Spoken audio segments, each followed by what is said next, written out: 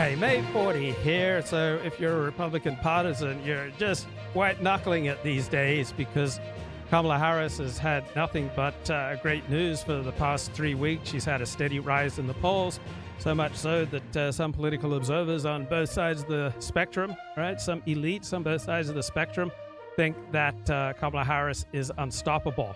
And it's amazing that we're at this point, given that a month ago, Democratic elites had grave doubts about Kamala Harris, that they wanted to replace her as vice president of the United States. They didn't want her representing the Democratic Party in this election because of fears that her insecurity will come through if she ever has to go off script. Well, so far, she's been running a tightly scripted campaign, and the media, of course, is behind her, but she's just having success. It's undeniable success, undeniable rising in the polls. She's now, in the latest poll, 4 points ahead of Donald Trump in three swing states, Pennsylvania, Wisconsin, and Michigan.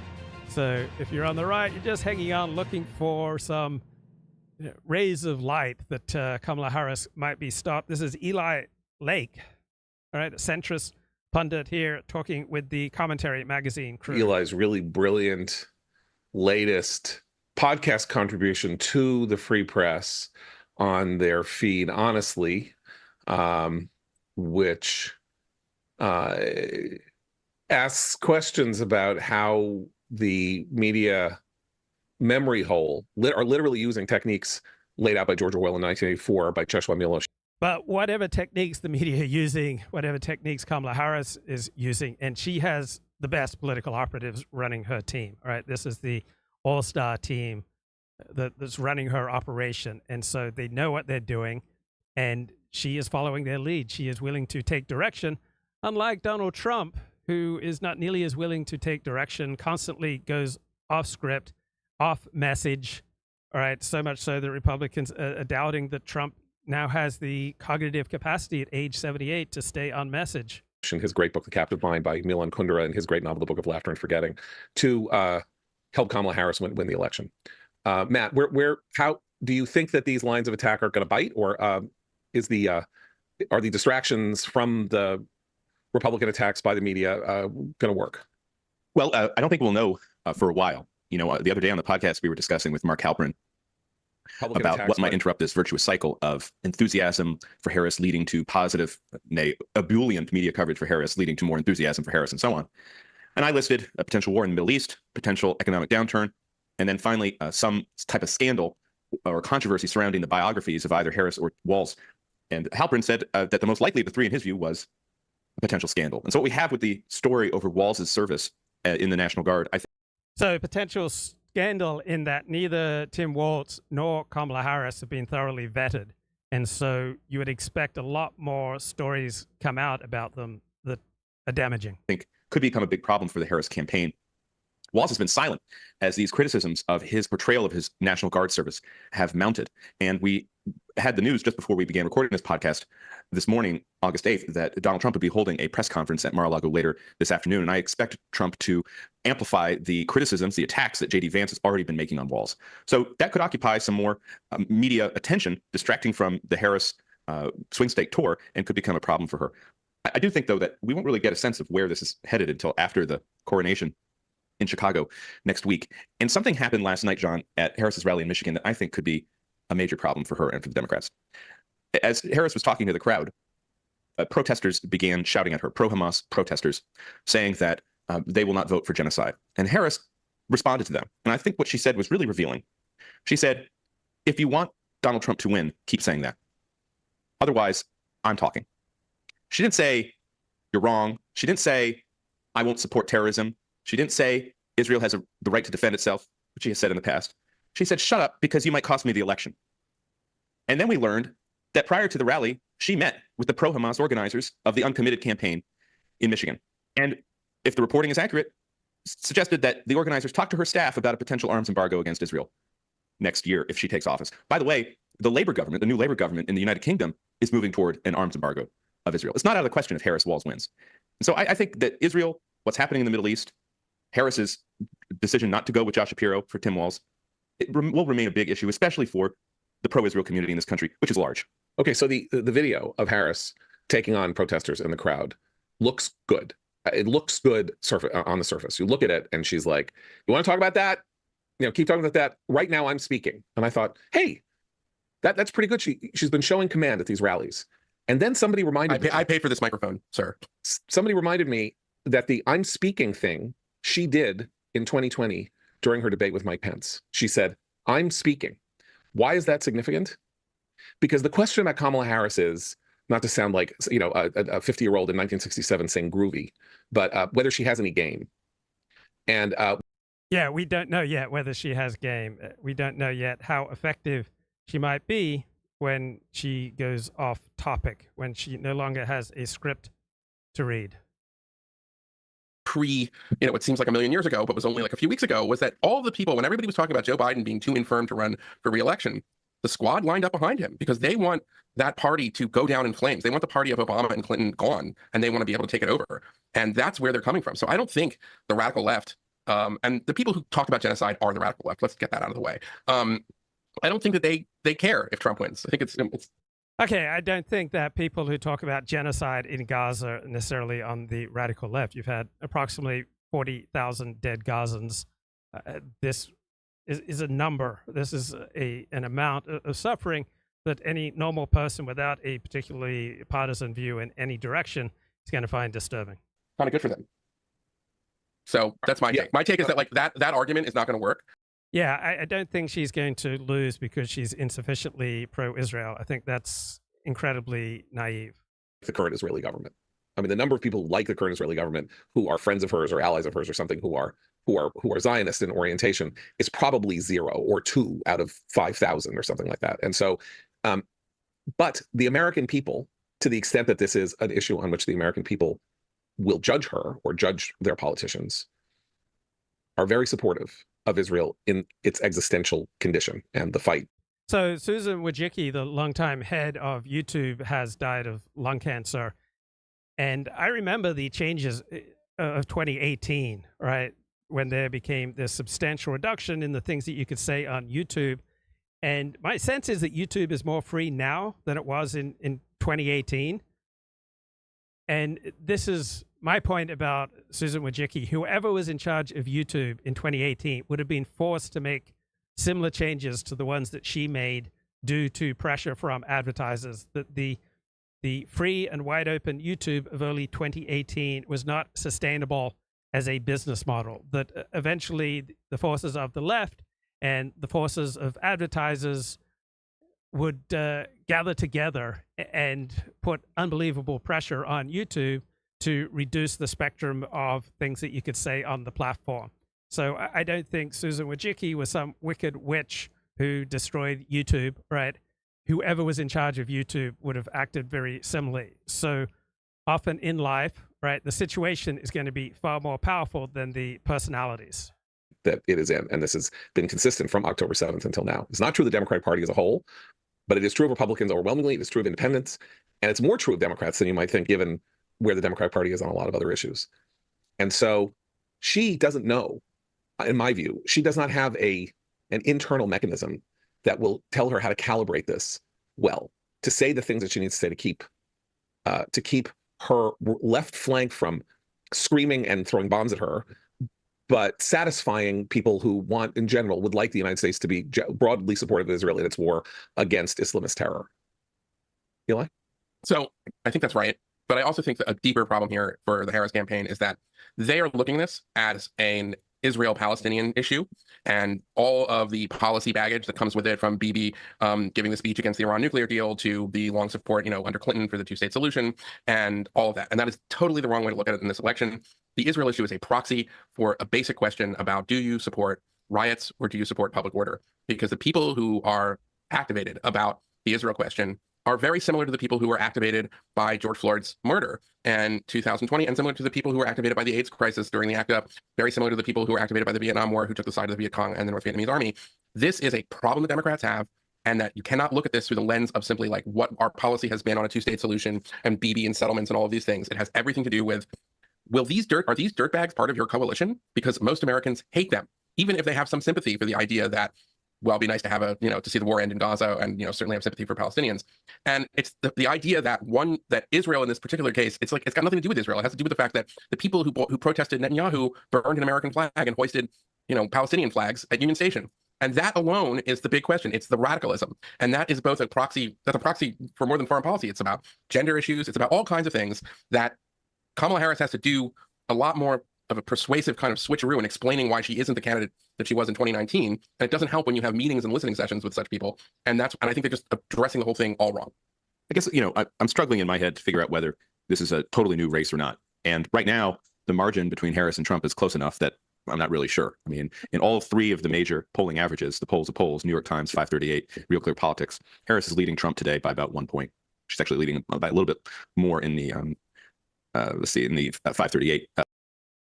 Okay, and I think that's a good point, that sometimes Israel becomes a proxy for other issues, not just law and order versus rioting, but here's another issue that Israel and Jews are often a proxy for, and that's excellence. All right, do you value excellence? Do you want to create and protect a society that values excellence, or do you want a society that favors equality of outcome, meaning you're going to need strict government regulation to try to equalize outcomes because different groups have different gifts? So a lot of animus at Jews and at the achievements of Europeans, right, is due to jealousy and loathing of European and Jewish excellence, all right? That Europeans have created a certain type of society that other peoples around the world emulate, and loathing of this European excellence is behind Leninism, right, which developed the narrative of imperialism, that capitalism inevitably leads to imperialism and colonialism, and anything is licit, anything is moral in the fight against imperialism and colonialism. And most nation states in the world have experienced colonialism or imperialism as articulated by Vladimir Ilyich Lenin. And so you get an high number of votes in the United Nations condemning any form of imperialism or colonialism.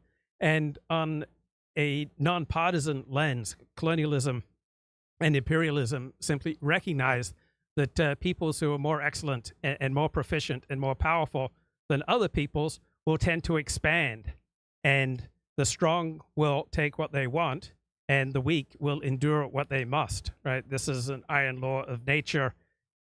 The communist, anti-colonialist, anti-imperialist rhetoric, right, is a war with reality.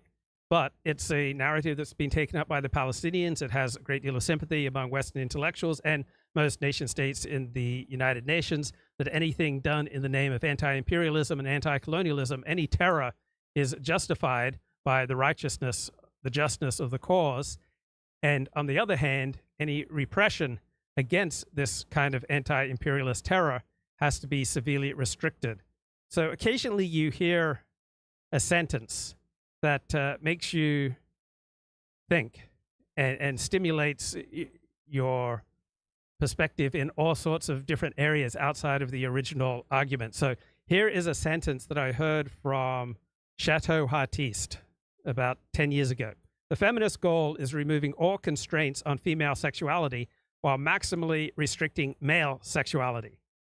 And the anti-imperialist, anti-colonialist narrative is analogous to that, in that it wants to remove all constraints on fighting imperialism and colonialism, right? There are no moral constraints in whatever you do to fight colonialism and imperialism, while at the same time maximally restricting counter-terrorism measures on the part of usually European powers who kept expanding as long as they were stronger, more excellent, and faced incentives to expand over weaker, less efficient, less excellent peoples. So this is a great thought, not so much in the inherent truth of it, but in allowing the thought to just expand to other areas of life where it may have varying degrees of validity. The feminist goal is removing all constraints on female sexuality while maximally restricting male sexuality. So you'll often see, among women in particular, a great deal of scorn directed at men who date younger women,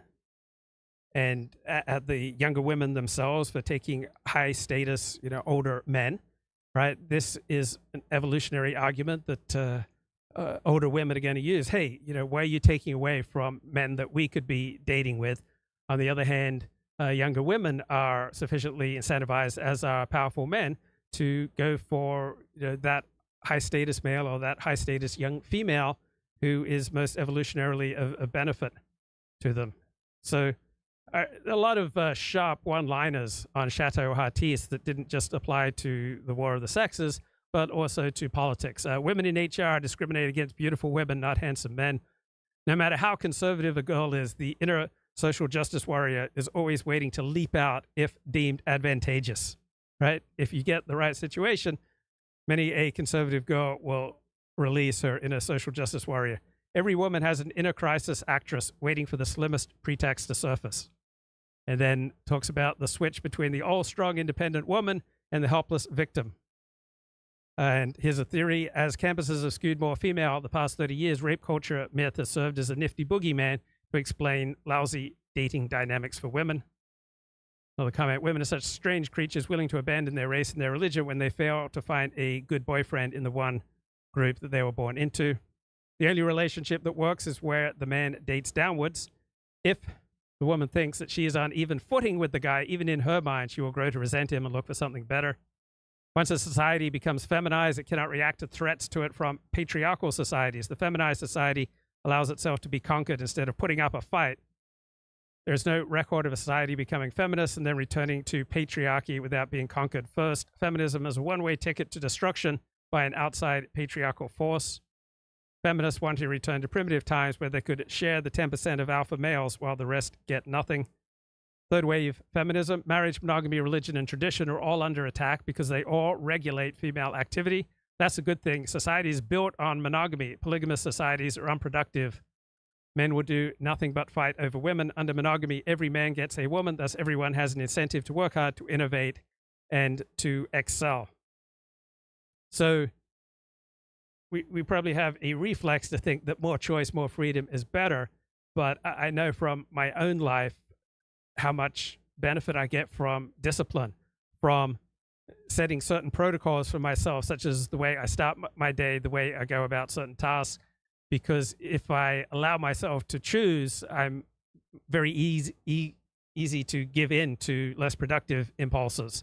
And so I have to discipline myself so that there's not even a choice. Right? Too much choice can become bewildering. Feminists have a yearning desire to submit to dominant men. That's why they agitate for importing aggressive, less civilized foreigners. Feminists, many women, are literally anti-Western civilizations. Another comment, women naturally slide down the cocks of the conquering tribe. It's basic evolutionary biology. Peter Drucker, in his famous essay, Managing Oneself, advised strongly about the need to understand your strengths and weaknesses. He observed that you can never win by improving your weaknesses, only by improving your strengths. In broader socioeconomic terms, we have given women the opportunity to build on their weaknesses, their ability to compete against men, and discourage them from capitalizing on their strengths, youth and fertility. So instead, they compete through artifices of fairness and inclusion that are born on the backs of an ever-dwindling pool of male supporters. We have weakened society as a whole by building on female weaknesses in attempts to make them the equal of men, rather than encouraging them in their natural strengths. And while this charade goes on, men are encouraged to adopt feminine attitudes and lifestyles at the expense of their own natural strengths, now deemed unnecessary in the new gender-neutral economy. In most states, the potential child support profits from a short-term marriage, right, will be incredibly tempting to some women, right? Women who want to make money from the system aren't getting married anymore. The key is recognizing that it's a lot easier to rent a rich guy for one night, especially if he has had a few drinks, than it is to get a rich guy to agree to marriage. So we can all be mercenary given enough incentives, including women.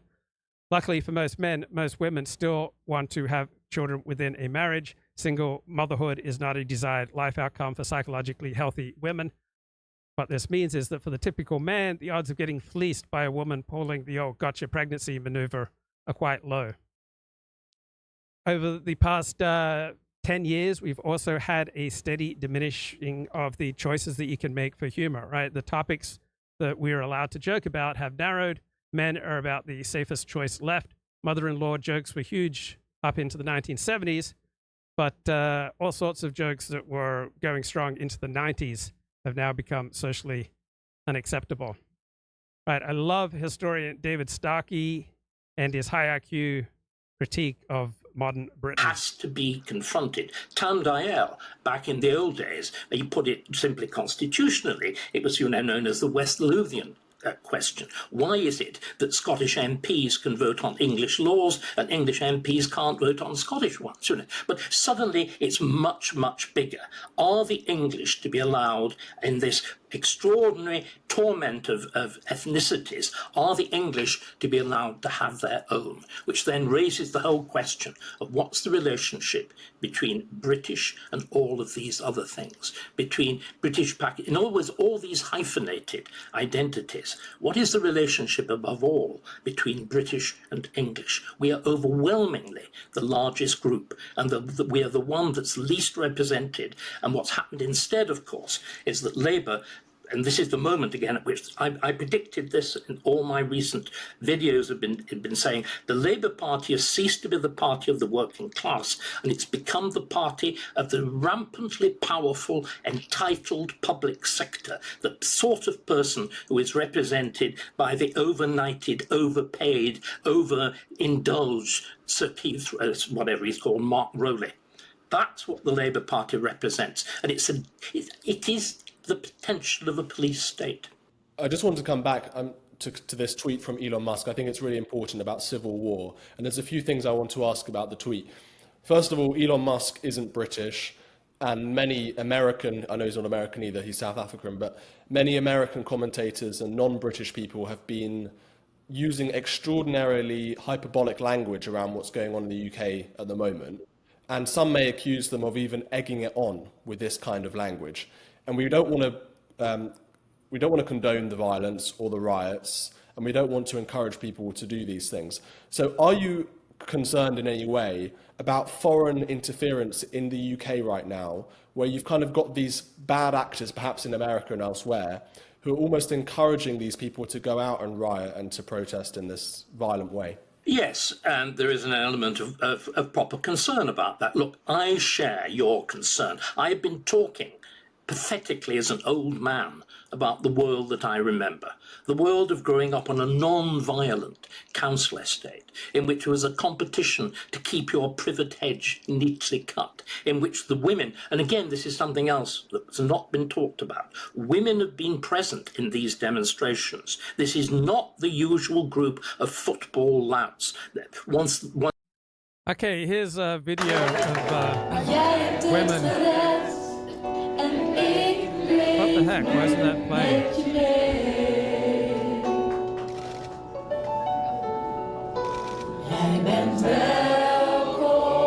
All right, these are Dutch women welcoming Muslim refugees.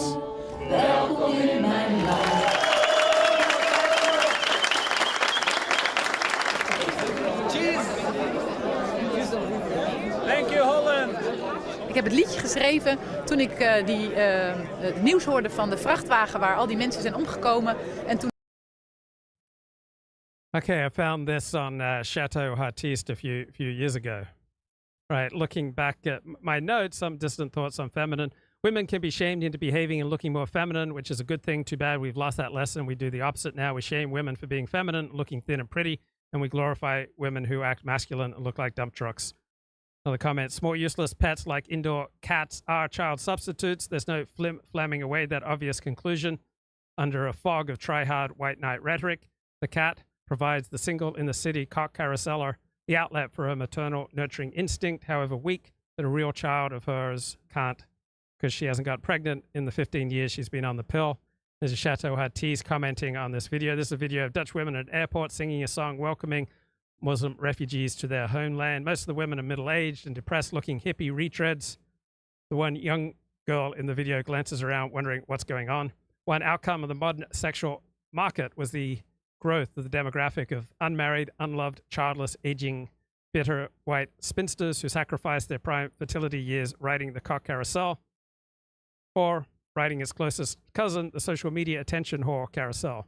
The French author Welbeck has tackled this theme of a fractured and fracturing sexual market, most notably in his book, The Elementary Particles. When women reach a certain age and the lustful leers of men have abandoned them for a younger lure, and this will almost always happen by age 25 for women, they realize the best is not yet to be, and a nagging sorrow settles on their hearts. Raging women who don't have the comfort of a husband or children or supportive family network, their sorrow is grief. Some women will respond to this insult to their femininity by turning inwards, finding release through self-help books, gardening, or arts and crafts. Others will vent their rage at the world, despoiling the political sphere with their nonsensical feminist boilerplate. And then there are those spinsters who react to their dispossession and displacement from the sexual market by exacting revenge on their outer world with a summoning of succubi from their inner world. These are the women in the video above, benumbed, loveless rejects throwing open their hurt hearts to migrants, expressing through their chanting a dual longing for sexual and maternal satisfaction. Childlessness greatly exacerbates this state of despair, a societal decline. Infertility means fewer children to care for, to watch after, and to guide through life, either one's own children or the children of relatives and close friends. After an unkind dismissal from the sexual market robs women of their instinct to arouse desire in men, a kindergarten society robs women again of their other awesome love and yearning fulfillment, their maternal instinct. And more comments here from the Chateau Artiste. Masculinity is invasive, femininity is invitational. Right? When men make a mistake, they invade somewhere they should not have due to male desire blinding their reason. When women make a mistake, they invite someone they should not have due to female desire blocking their reason. Once I know I was brought up in this world. It's really run by the women. The men can do the big barrel chested stuff. The people who really control it are the women. When they join in, you know something serious has happened. The seriousness is real. Language like civil war is absurd. To fight a civil war, you need weapons. We do not have weapons. We are a disarmed society. Civil wars in the past have always involved, since the 19th century, they actually involve elements of the army or divided armies, as happened in Ireland in the course of the First World War. When Ireland is divided, a government terrified of what's going on allows both the Unionists and the whatever one's called, the Irish Republicans, actually to arm, the Catholics to arm. So you have two armed camps. We've nothing like that in Britain. That is not going to happen. But what is going to happen is increasingly...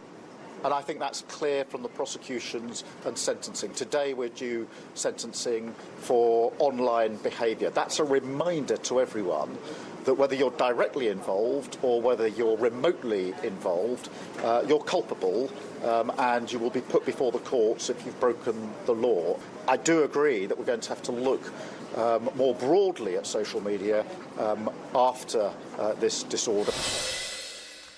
Well, a chilling warning by UK Prime Minister Keir Starmer that social media users who post or share footage of the riots that have been taking place across the United Kingdom face arrest and prosecution, regardless of intent. The civil unrest began after 3 girls, ages 6 to 9 years old, were stabbed to death during a Taylor Swift-themed dance event in northwestern England. Police charged a 17-year-old born in Wales with the murders. His parents were originally from Rwanda, but erroneous posts on social media claimed the suspect was an illegal immigrant. Joining me now in the Sunday Morning Futures exclusive is the leader of Reform UK Party, Nigel Farage. Leader Farage, thank you so much for being here this morning. Thank you. Thank you. I want to get your take on this violent disorder sweeping across several British cities over the weekend and this new order to prosecute anybody who is posting about it. Can you walk us through what's going on? Yeah, I mean, 2 things. Firstly, the violent disorder. We've got terrible division in our cities. We've got parts of our inner city now that have become completely Muslim-dominated, and that has led to a lot of British people saying, what the hell's going on? Our country is changing fundamentally. We've had successive general elections in which the Conservatives, following Labour, promised to reduce immigration numbers, yet we saw them double and then quadruple to record numbers. We have a border crisis, like you, of these boats coming across the English Channel. So underneath all of this, yes, you've got Muslim extremists, you've got some far right, yobs, violent people who look for an excuse, but behind it is a growing sense of unease in our country that we're losing our identity. And that is what led to that explosion of violence the other day. Now, this is the most serious violence we've had since the Black Lives Matter protests in the wake, of course, of the murder of George Floyd back in 2020. Funny enough, Sir Keir Starmer, our Prime Minister, at the time of the Black Lives Matter riots, when police were being injured, when historical monuments were being torn down, he chose to take the knee. in solidarity with the aims of those who were out doing the protesting and causing the violence. But now the boot's on the other foot. Now it's seen to be white, working class British people that are protesting. And by the way, I'm not defending violence in any way at all. No, now he wants to take control of the narrative. Now look, nobody should use any social media platform to genuinely spread hate or incitement to violence. And that free speech rule, I think all of us would support and agree with. But what we are allowed to do on social media, or should be allowed to do, is to speculate, is to ask questions, is to try and put facts out, that wake up the rest of the community. And when you're engaged in something like that, you can never ever guarantee that what you say is 100% true. You may think it's true at the time. You may ask a question whether it's true. Now, Starmer, by cracking down on that, poses, I think, the biggest threat to free speech we've seen in our history. And Elon Musk has caught wind of this. You see, I think the reason Musk has been going for Starmer over the last week is he knows what the reaction is going to be. And can I just add, worse still, there is a proposal today that from the age of 5 years old, our kids in schools should be taught to spot extremism, to spot fake news and misinformation, and to use their powers of critical thinking to work out what's true and what's not. Now, by the way, now the great news is that this type of propaganda does not work. I believe in critical thinking. However, if the parameters that are set are to say to every kid, if you read a post that questions net zero and global warming, it will be extreme content and a lie. If you read a post that even dares to question levels of immigration, legal or illegal, into Britain, that's extremist, then you start to set a narrative for a future generation that is fundamentally undemocratic. So I am very worried that the instincts of a left-wing Labour Party are to use this crisis to take away our liberties and our free speech. And this is going to have to be fought. Yeah, exactly. And this is why I think this is incredibly dangerous. And it reminds me of what was happening here in America right after the 2020 election, where people were speculating and asking questions. If you are afraid that you're going to get arrested just because you're asking questions, well, your freedom of speech is gone. Nigel, let me ask you, for you personally, are you concerned that any statements you make could get you arrested? Yes, I mean, after the triple murder of those poor, sweet little girls, a few hours went by, and there was huge speculation online about this man. Was he an illegal immigrant? Was he an Islamist? And no one knew the truth. And I simply asked on X, did this man have a record? Is he somebody that the security services were watching? Answer there came none. Then after the riots happened, you've got the whole establishment saying that I encouraged rioting. Well, I mean, all I did was to say, please tell us the truth. Funnily enough, if they had told us the truth, the rioting would not have been anything like as bad as it was, and the authorities need to wake up to an online world. So yes, I am currently coming under a serious assault, and many of the campaigners on the left are publicly saying that I should be arrested simply for asking to know the truth about the murderer. I'm worried. Yes, and that is why Elon Musk tweeted out, "You're blocked from X." I mean, I don't know if it was the proper handle that he put on there. He said to the UK government, "You're blocked because we have our own rules here on X." And, you know, in America, we saw this take place after COVID. A lot of people questioned whether or not they wanted to get the vaccine, and the left comes up with these pejoratives, and suddenly you're canceled or you're ridiculed in the public square. If, you know, you're an anti-vaxxer, you're an election denier, these pejoratives, and all of a sudden you are shamed on the public square. This is very dangerous. Where is this going in the UK? Yeah, I mean, Facebook are far worse. I mean, a lot of people, I'll put posts out on Facebook, factual posts about information I've discovered about, for example, the numbers crossing the English Channel by small boat, and people who like my Facebook posts get their accounts suspended. So it's quite sinister, the way in which it's happening. And the big one for us was lockdown. You know, 3 times we had a national lockdown due to COVID. And I have to tell you, by lockdowns 2 and 3, I was absolutely contemptuous of the whole thing. And I was saying, hey, look at what Florida are doing. Look at what Sweden are doing. But literally. So unfortunately, on the dissident right and the populist right, the overwhelming perspective is that the COVID lockdowns were clearly a disaster and unnecessary. Unfortunately, there don't seem to be meta-analyses and many academic studies that back up their perspective. So there's a dominant populist reaction to the taking away of freedoms. I still contend that the evidence, however, points in the opposite direction, that by and large, right, our elite and government responses to this unprecedented threat of COVID, by and large, were better than than we should have expected. If you question lockdowns, if you say this is government taking excessive... Now, of course, I think you should be able to question lockdowns, question vaccines, question anything, right? I certainly don't want people's social media accounts taken away for questioning government policies. Freedoms from us, you would find your Facebook account suspended for a period of time. And that's the problem here. Yeah. You know, we may be talking in the wake of some pretty ugly, violent riots. So what discourages me about this populist reaction is that it doesn't seem to be terribly intellectually curious. It just takes it for granted that COVID restrictions were wrong.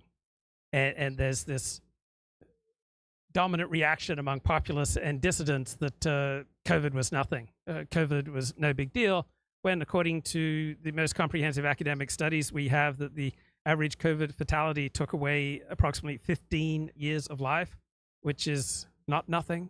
But if that is used as an excuse for government and big social media companies to close down debates that they find inconvenient, then what price democracy? Unbelievable. And especially since after months later, we found out that everything that people questioned were actually true. Yes, if you had COVID before, you had antibodies, and it was enough of a protection. You didn't need to get why is it good to have at least some people questioning things? Because it forces the socially aware and socially engaged to formulate and reformulate their answers. So if there is good evidence that COVID lockdowns were generally more effective than they were destructive, then people are incentivized to produce and analyze and populate that evidence. Another vaccine or a booster. And yes, there were side effects of the vaccine. So all of these things we learned later, and yet the people who first said... Look, there are side effects to wearing seatbelts. There are side effects to going to church, right? If you get in a car and drive to church, right, getting in the car and driving to church is going to be one of the most dangerous things you do that week, right? Getting in a car, driving to work is going to be one of the most dangerous things you do that week. There is a side effect to getting in the car in that this is about the most likely thing that you'll do during the week that will get you killed or seriously injured. Doesn't mean it's wrong, but it is a serious side effect. Everything has side effects. Said it were punished. Nigel, we'll be watching your work. We so appreciate your time this morning. Okay, the populist Nigel Farage, not the deepest thinker, but he has a lot of good instincts. By contrast, we have a deep thinker, historian David Starkey, who's apparently got some terminal disease, and he is speaking out with incredible courage and clarity and depth. Nasty, sporadic ethnic violence. What is going to happen is increasing political distrust. Remember, this... So many people are unable to define wokeness, and here's the easiest and most accurate definition of wokeness. Wokeness means the sacralizing of certain historically marginalized groups, right? Think blacks, think Jews, think members of the LGBTQ community, right? Wokeness means that these groups are publicly exempt from criticism. This is what Eric Kaufman wrote. Wokeness is about making historically marginalized groups sacred, right? Wokeness means the highest aim of society is to equalize outcomes for disadvantaged identity groups and to protect them from harm, such as hearing that America is a land of opportunity. Now, harm reduction is a key part of the dominant center-left approach to life, and there are many benefits from that. And I think this approach of harm reduction is why, in my view, I know you disagree, in my view, that the center-left and left-wing response to COVID was more coherent and effective than the right-wing and more libertarian approaches, the desire for harm reduction. But this is harm as conceived of from a center-left perspective. So, for example, if you're traditional, right, not being able to go to church is harm. Seeing the flag of your nation despoiled and burned constitutes harm. If you hold to a traditional definition of marriage, then the existence of same-sex marriage will cause you pain and therefore harm. If you believe in a heterosexual military and the military is opened up to LGBTQ identities, then you're going to feel concrete harm. If you've got a hero system, particularly a traditional hero system, anything that undercuts that hero system or despoils that hero system will feel like harm. So how did this wokeness ethos, which hides under the innocuous labels such as diversity and inclusivity, wind up as the pinnacle of our culture? And earlier in this David Starkey interview, he says about the UK riots, you heard constantly this word community. Now, what is this wonderful community whose values we are preserving? Right? These are specially protected Muslim groups. Police handle them with kid gloves. They negotiate with them as groups, with community leaders unelected. There's only one group that is not allowed to do that, the white working class. That is why they are rebelling. They are not allowed to have a community, to have their community leaders consulted. And Spiked magazine, which also puts out podcasts out of the United Kingdom, has much excellent content. Fraser Myers writes on Friday, two-tier policing is not a myth. Identity politics is at the heart of modern British policing. And remember, identity politics under the left and center-left hero system means certain groups are allowed to have identity politics and other groups are discouraged from having identity politics. So the widespread claims that Britain has a problem with two-tier policing has clearly touched a nerve with the establishment. When a Sky News reporter asked Mark Rowley, Britain's most senior police officer, if he would end two-tier policing, Rowley grabbed the mic from the journalist's hand and dropped it on the ground. He later issued a statement claiming that it is complete nonsense that police would treat anyone differently according to their race, religion, or political leanings. I dare say Sir Mark doth protest too much. The news media in the United Kingdom have declared in unison, there is no bias to be found in our police. Almost every major media outlet in the United Kingdom has carried an article purporting to fact-check and to debunk the claims around two-tier policing. The Times of London ran with two-tier policing, the claims fact-checked. How has the two-tier policing myth become widespread, asked The Guardian. What is two-tier policing? Nigel Farage and Elon Musk's claims debunked, announces an independent headline. That two-tier policing is a myth invented and spread by the far right is simply taken as a given. This is a bit strange, right?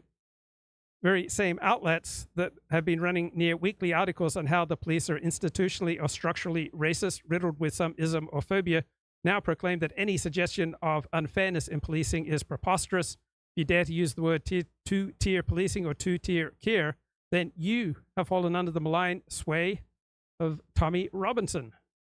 Government may have 2/3 of the seats in the House of Commons. It's elected with the votes of whatever it was, just over 1/3 of those who actually voted, and only 1/5 of the actual electorate. It's the lowest turnout in an election since whenever. And remember again, the moment New Labour comes in 1997, political participation falls off the edge of a cliff. It had been at consistently high levels right through the 20th century after the beginning of full democracy at the end of the First World War. In 97, it falls off the edge of a cliff. I've been blaming Labour a lot. I also want to blame my own party. My own party's refusal to contemplate what Labour did, my own party's refusal to alter the dreadful constitutional changes which embedded all of these attitudes, all of this kind of superiority, all of this notion that there's a received higher doctrine, that there's no such thing as borders. Borders are a bad thing. Human rights mean we're all really the same. That Rwandan, a second-generation Rwandan born in Wales, is as Welsh as any Taffy. All this is lies, lies, lies. And it's because there's been lies, lies, lies from every part of the spectrum that people do at political spectrum, that they're doing what they're doing now. The protests are awful, they're disgraceful, they're shocking, but unfortunately, when people are shut up, when they're not allowed to debate publicly, when there aren't rational means of objection, you get irrational ones. It's our political class that's reaping the whirlwind that it's sown. Every brick began in Westminster. You mentioned earlier the riots in Leeds, but there were also race riots in Leicester a couple of years ago. It seems, and of course we have to mention as well, the violence from Islamic extremists like the murder of David Amos, the Manchester Arena bombing, the 7/7 attacks and so on. Too long to recite. But I want to ask whether you think... Okay, back to this terrific article in Spiked. Right, what the deniers of two-tier policing miss is that differential treatment for different ethnic groups is an unseemly but inevitable outgrowth of the system of multiculturalism. All right, wokeness means you'll inevitably get two-tier policing and two-tier treatment from the government because certain group identities are held sacred. From the late 1980s onward, the British state is increasingly related to its ethnic minority subjects via self-appointed community leaders who can have a great deal of influence over police and local authority decision-making. Perhaps the most egregious example of two-tier policing relate to the pro-Palestine marches that have been held almost weekly since October 7 of last year. The police, usually keen to bundle Londoners into a van for using offensive language, haven't just been turning a blind eye to much of the rank anti-Semitism on the streets. No, they've also actively tried to appease and to excuse the most hateful Islamist elements of these marches. Back in October, members of a terrorist organization gathered outside the Turkish embassy in London screaming jihad, jihad, jihad, calling for Muslim armies to invade Israel. In response, the police put out an extraordinary tweet trying to reassure the public that jihad has multiple meanings while chiding those who associate it with terrorism. Police didn't just turn a blind eye to this call for terror. They're effectively doing the Islamist PR work for them. So in England, all right, Muslims are close to 7% of the overall population, as opposed to 50 years ago when they would have been about 0.1%, and they are propagating at a much higher rate than the native English. The police seem to have a zero-tolerance approach towards anything that might cause offense to Muslims. Right? One exiled Iranian dissident has been arrested on multiple occasions holding up a sign that accurately describes Hamas as terrorists. The police are aware that opposing Hamas is a provocation to the many Muslims who attend these peace marches. Last year, volunteers for the campaign against anti-Semitism were threatened with arrest for a breach of the peace over a mobile billboard displaying images of the children who'd been kidnapped by Hamas. Police officers have even been photographed tearing down posters of Israeli hostages. The excuse for this vandalism: to calm community tensions, euphemism for appeasing Muslims. So let's get a little bit more here from David Starkey, and then talk to Colin Liddell. Felt with a considerable measure of tough Scots coming in and wiping the floor with us to begin with. What we're seeing is something we've never had in England since really the earliest Middle Ages. The key to understanding why these groups are so dangerous, everybody talks, and of course there is this ridiculous word, Islamophobia. Everybody talks about it essentially in terms of religion. I think there's something else which is much more of a key. What we've now got in Britain are... So a great deal of ethnic identity uses religious terminology because it's much more socially acceptable to have a religious identity as opposed to a strong ethnic identity. So many people, for example, who are white nationalists or Arab nationalists, right, will wrap themselves in religion instead of race. Actual tribes. And a tribe isn't a group of individuals. English law is there to deal with a group of individuals, but it's not a group of individuals. In a tribe, the individual, in a way that we are completely unfamiliar with in England, is subordinate to the group. That is why there are all the accusations, in the East End of London and whatever, of false voting and all the rest of it, because the individual, a ballot, to our eyes, is something you do as an individual. There it's not. It's something that you do in response to communal instruction. Again, the extraordinary business of Gaza being an issue, not simply in a parliamentary election, but in say, local council elections. All of this represents a fundamental subversion of how we've done things in England. Not simply since democracy, but since the very beginning of representative government.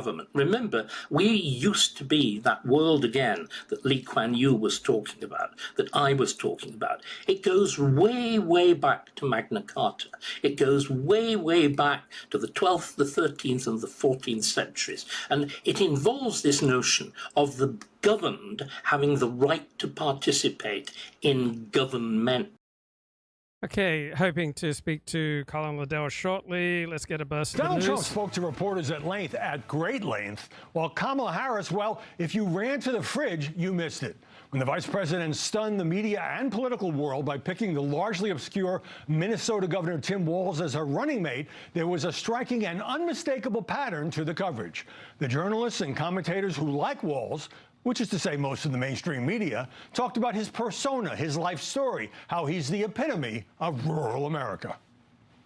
In Tim Walz, we have somebody who sort of embodies the proud, the resilient, the hardworking, patriotic middle of the country. A happy warrior, a good communicator. He's impressed everybody with his television appearances over the last several weeks or so. This is what they build him as. He's got that folksy Midwestern charm. I think it's right to spend time on.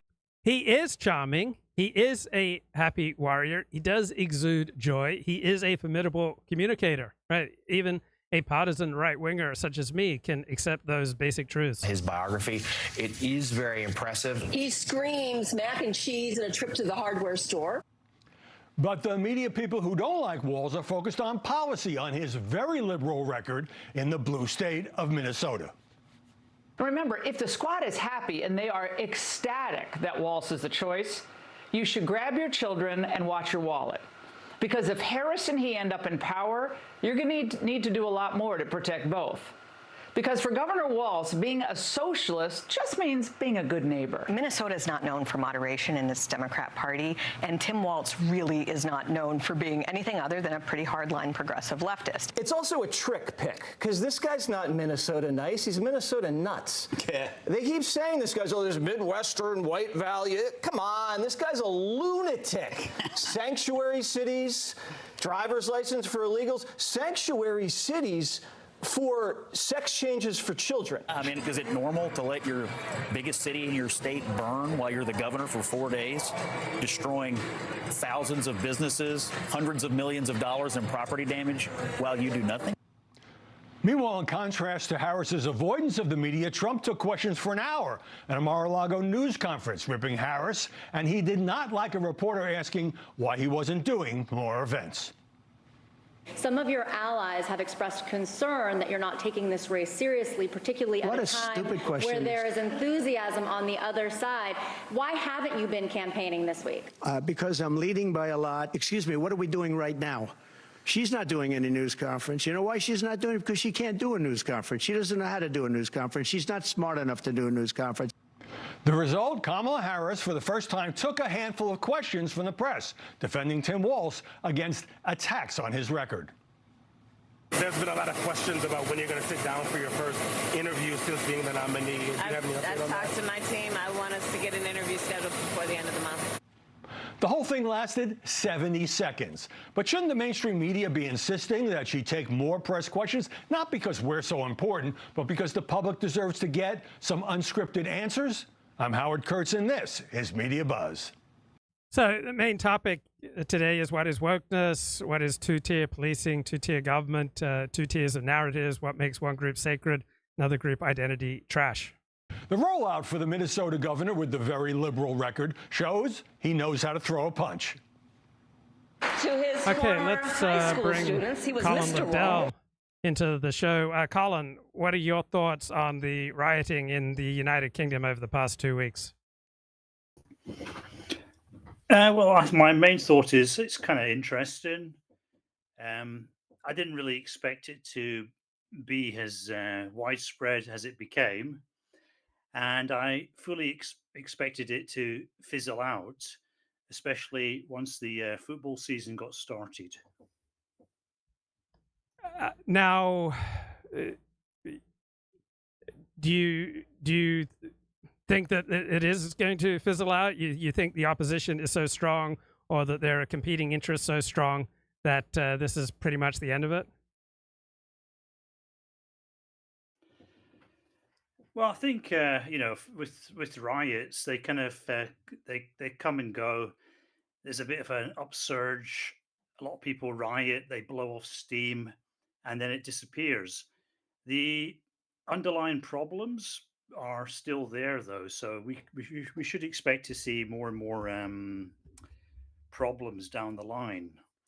But we've got this new kind of Stasi-like technocratic state in the UK, and I think they seem very resolved to deal with these issues in their own particular way. Do you think out of these rioters that there were many professionals, say doctors, attorneys, dentists, CEOs, or were these overwhelmingly riots composed of people with nothing to lose? Oh, probably a lot of rocket scientists involved, obviously, but no, these are people from kind of like these initially it was mainly northern towns, but there's also a lot of other small towns in England, in the west part of England, and various places in the south, like places like Slough and Reading and places like that, which could behave in a similar way. One of the there's also a dynamic involved in a lot of these places, and that dynamic is the multiracial dynamic. So when white people riot in this manner, it sort of sparks off fears in the ethnic community, and then each town will have a different ethnic makeup and a different ethnic balance of power, and that will determine how people kick off or don't kick off, or the manner in which they kick off. Now, what significance, if any, do you think are in these new outlets like GBNews? There seems to be, from my eyes, an entry of visceral right-wing American-style talk radio now into the United Kingdom market with outlets such as GBNews.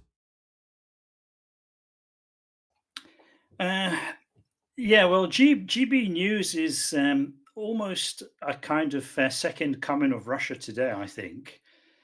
The money for GBNews comes out of somebody in Dubai who made their money in Russia in cahoots with Putin.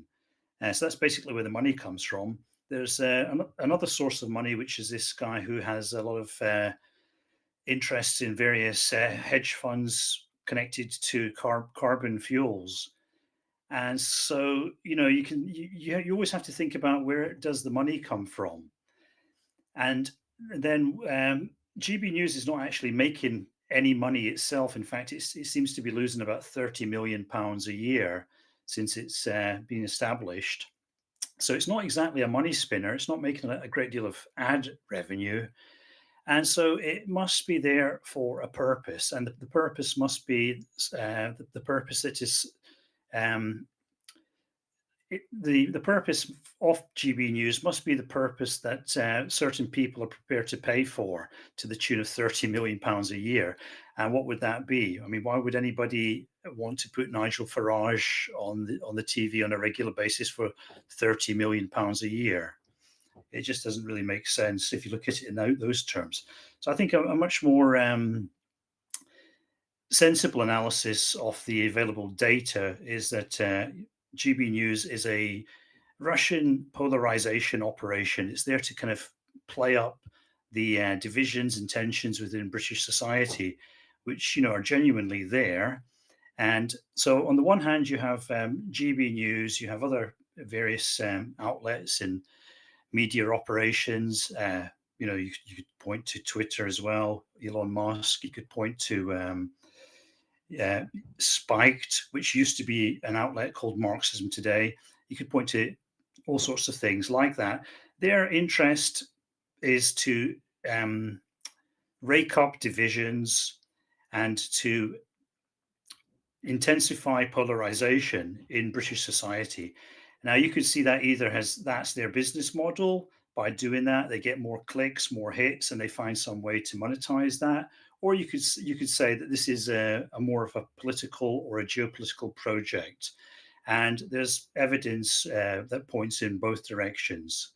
And then on the other side of society, you have the British government and institutions like the BBC, which are trying to kind of calm things down. And why can't we all just get along together? And there's good in all of us. And, try and get on with your neighbors, even if they come from a different culture. So this is the sort of situation that we have in the UK. You have two winds blowing from different directions. But almost everything you said about these outlets playing up tensions within society, you could also say for the mainstream media, including the BBC. It's just that it is different approaches with different riots. The BBC wasn't trying to calm things down with its coverage of Black Lives Matter, right? There, you see them playing up the importance of some kind of racial reckoning. Same with the elite media in the United States, right? So there are all sorts of tensions that the. Go ahead. Yeah, let's just stick with the BBC. The BBC, their main concern is not really what's going on in America. It's more about how Afro-Caribbean and other Black people in Britain feel about what's going on in America. So they're trying to kind of, in a sense, validate that and make those people feel that they are not also alienated by British society. So they're trying to express a kind of generalized sympathy for that particular group. So most of what the BBC does is kind of like that. It's just trying to pacify and mollify all these various groups so that they don't feel alienated, they don't feel set upon. And, you know, like I kind of tapped into the chat earlier, you know, this kind of wokeism is the Gleichschaltung of the low fertility society. The British society, most Western societies, they have a lot of individual freedom. People are free to, you know, make their own mistakes and to do what they want. And basically, this all works towards societies that have approximately 1.5 fertility rate, which means roughly 25% generation on generation depopulation, which means these societies have to constantly import people. Even if demographics were stable, I still think that Western societies would be importing people, because in Western societies, most people don't want to do a certain segment of work, and they would find some way of avoiding that. So, you know, like things like various forms of medical care. There's lots of people who don't want to be looking after old people. There's all sorts of dirty jobs that normal people just don't want to do. And in a modern Western society, you know, everybody's quite affluent. They have a sense of rights. There's a kind of authoritarian deficit, so to speak. So it's very hard to force people to do certain things that they don't want to do. And so we're almost forced to import people from other countries to do these jobs. Now, in addition to that, we also have this constant drag of depopulation, which is running at about 25% per generation. So we are forced to become multicultural societies. Now, personally, I'm against that. I don't like it. A lot of other people don't like it. But I try to understand it in a more sort of in a much more knowledgeable way from most people. Most people seem to respond to these facts on the ground in a kind of hysterical, emotional way, and they don't actually try to think about the patterns that are underpinning all this. And so, you know, I try to understand what's really going on. Now, you can feel what you like about it. Some people welcome it, and a lot of people don't. But the first thing you should at least try to do is to understand it. And this is something that the old alternative right tried to do back in the day before it became co-opted by all these bad actors and hysterical people. Now, all news media, including the BBC, are competing for subscribers and for viewers and for readers. And to do that, they, to varying degrees, they all sensationalize. So even elite media don't think it's a journalistic sin to exaggerate the importance of their news, because they're competing for your attention. It's just that the more elite the media, the more they have competing aims, not just for eyeballs, but they don't want to lose advertisers, or they don't want to lose political support. So there are other things that militate against the pure competition for eyeballs, the more elite you go in the news media. Is that fair? You're basically saying this that it's an inherent quality of media that it tries to grab attention, and sometimes it sort of oversteps the mark or overgilds the lily or whatever. Is that kind of what you're saying? Yes. Yeah, I think there is an inherent tendency in media to do that. What I noticed, though, from my study of the BBC's output is they are aware of that, and they do constantly try to offset for it in sometimes quite ludicrous ways. Right, because they do have incentives to grab eyeballs. All right, they do have incentives to get attention. It's just that they have competing incentives that are sometimes more important. So, for example, they need widespread political support and more elite forms of news media that use advertising. Right, they don't want to lose advertising from high status brands, and so they will weigh that need to maintain a certain level of status against their desire for eyeballs. So everyone's competing for attention. It's just that the more elite you go, there are more competing interests aside from attention. You want to maintain a certain standing among a certain class. So, for example, the New York Times has realized that it primarily gets subscribers from running op-eds against Republicans. And so people who want to hear their worldview reinforced, right, come to the New York Times and subscribe to the New York Times because they get the best and the brightest repeating their worldview back to them with ever new and intriguing arguments. So that desire for subscribers is going to at times outcompete the desire for just raw eyeballs, all right, because they want to pitch themselves to a certain audience. And so high status shows, particularly with the BBC, I think, again, want to have considerable standing with a certain subset of the population. And so they are willing to give up a gross number of eyeballs for a high percentage of eyeballs within a certain demographic. Is that fair? Well, I think all these media organizations, there's a whole kind of back pages to them where you have all sorts of meetings taking place and codes being hammered out and agendas and priorities being set, where they discuss all these things, and they discuss what kind of message or how they should, the tone of the coverage that they put out. And so there's all this stuff going on in the background, which most people are not aware of. They're just aware of what comes out of the talking head's mouth. But that's been filtered through all sorts of meetings and documents and all sorts of agreements that have been entered into long before and often have a very, very long history. How do you understand the Joe Biden senility news coverage? So, for example, it was clear to conservatives, even 100 IQ plumbers, that Joe Biden was at times demonstrating signs of senility back in 2020. Yet the dominant news media only discovered this after his disastrous debate June 27th of this year with Donald Trump. Why do you think that conservatives saw that Joe Biden was at times displaying signs of senility back in 2020, and it was a recurring theme among conservative news media, but the mainstream media only discovered this June 27th? Well, I think, essentially this is all about age demographics, both in Britain and America. The boomers are this massive group of people. They have enormous financial power. They have enormous political power. And, candidates like Joe Biden and Donald Trump basically play into that. And so you can't really go around dissing the boomers. I mean, if you're a major news or media organization or something like the BBC, you can't just go around dissing the boomers.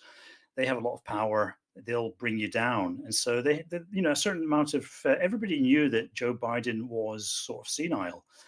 But nobody was really allowed to ram this home.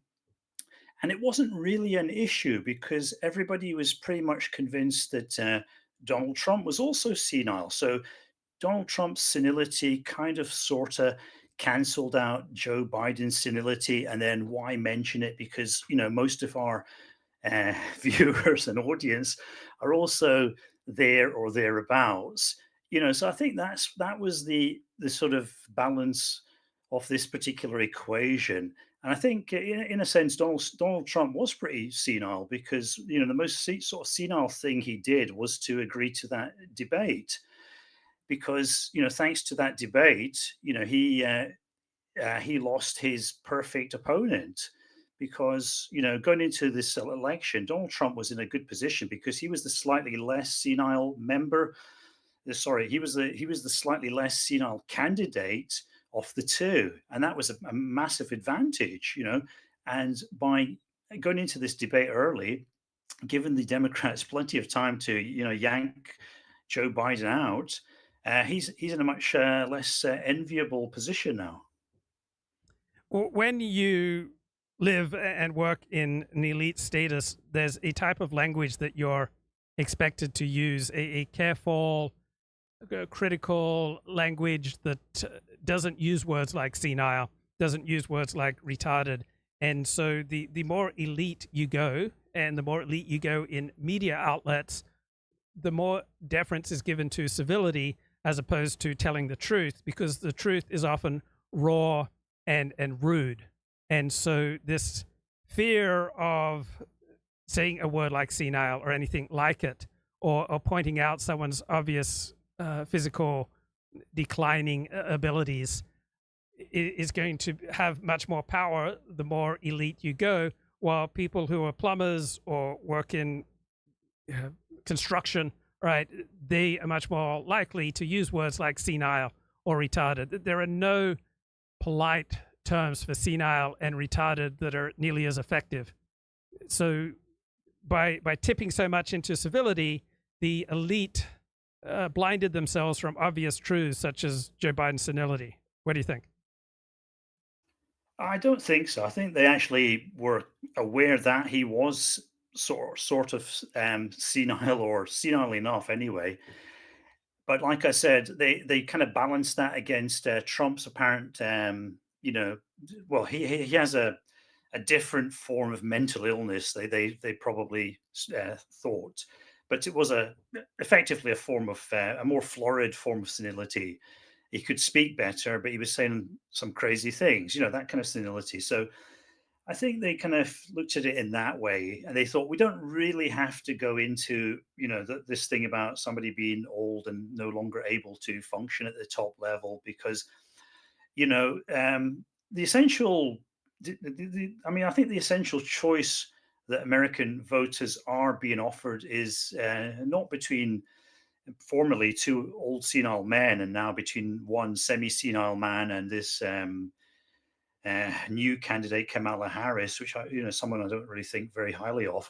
I don't think that's the real choice. The real choice is that American voters are being offered is between somebody who's going to take someone who's going to take advice and maybe even orders from various kinds of experts and deep state actors, and somebody who is going to make their own choices. Now, Kamala Harris, obviously, if she becomes president, she's not going to be bright enough to deal with all the stuff that will then come at her very, very quickly, and so she's going to just be rubber stamping whatever various government experts tell her to rubber stamp. With Donald Trump, he's much more likely to make some of his own decisions and try to do things his own way. So that's the real choice that American voters are being offered. And I would say, in general terms, it's probably better to have a president who's going to take advice smoothly from experts than somebody who's going to be kind of steering their own course when it comes to making major policy decisions. So do you think that the higher you go in social class, the more emphasis there is on civility as opposed to just telling raw, rude truths? Well, I just think the higher up you go in society, you get a lot more dog whistling. People think, I don't really need to spell this out because the person I'm talking to will understand enough of what I'm saying. without going to those lengths. So I think that's what it's really about. I mean, if you overstate things later, they can come back to bite you in the butt. And also, they can be, if you overstate things, they can be taken out of context and then used against you. You know, things like that. So it's best to get your effective message across with as soft a touch as possible. That's what people at the top of society obviously have learned and are taught, and which they practice on a day-to-day basis. That was excellent. What do you think of the term two-tier Keir, referring to the British Prime Minister, Keir Starmer? Yeah, I mean, I think it's actually shocking, because if you look at policing in the UK, British police, they arrest men in completely different ways from the ways in which they arrest women. It's shocking. And do they treat Muslim communities the same way they treat non-Muslim communities? Yeah, I think they do. Yeah, I mean, we have some quite recent examples of that. I think it was Hare Hills in Leeds. It was a month or two before the latest batch of riots, and the police obviously policed Hare Hills very, very differently. This was, I think, this was people from the what used to be known as the Gypsy community. And social services were in there trying to remove children from a situation, and the locals took exception to that and rose in revolt. And the police kind of backed off there pretty quickly, and they allowed a lot of demonstrative behavior by that community. And then they came in the next morning and, politely cleaned up the mess. They are definitely policing the more recent riots in a much more heavy-handed way. That's obvious. And when Muslim communities or Afro-Caribbean communities riot, the first thing the police do when it's first of all, they try and nip it in the bud. If that doesn't work, they skedaddle out of there, and then they contact community leaders, and they try and get community leaders to kind of cool things down. Now, you could see that as poor whittle white people kind of two-tier policing. But essentially what the police are doing are employing the most effective methods that are available to them at any one time. I think that's much more likely. Now, with these kind of recent riots, which I've kind of characterized as chav riots, the police don't have the option of appealing to the community leaders of the chavs, because the chavs don't have any community leaders. The chavs are a kind of decentered, kind of nebulous group of people. And there's all sorts of elements within the chavs, but the police can't go over to Cyprus and knock on Tommy Robinson's door and say, "Hey, Tommy, can you just pop over to the UK and try and cool down the chavs for us?" So they don't have the same options that they have with these various ethnic communities. And one of the reasons for that is because the British state has effectively depoliticized working class whites in these towns. And the way they did that, essentially, to look at it in a easy to understand historical way, was to smash the British National Party, because the British National Party was a kind of community leader for a lot of these, deprived white working class communities. But the British state was not happy to have the British National Party serve that role, and so they went about smashing it to pieces. And so when whites do riot in these poor, deprived working class areas, the police have less options on the table than when blacks or Muslims or gypsies do. So after the 1992 LA riots, you had a lot of mainstream news coverage to the effect of understanding the rage of the rioters. And you also had similar coverage understanding the rage of the rioters during various eruptions of Black Lives Matter, there doesn't seem to be much desire in the mainstream media in the United Kingdom to understand the rage of these white working class rioters.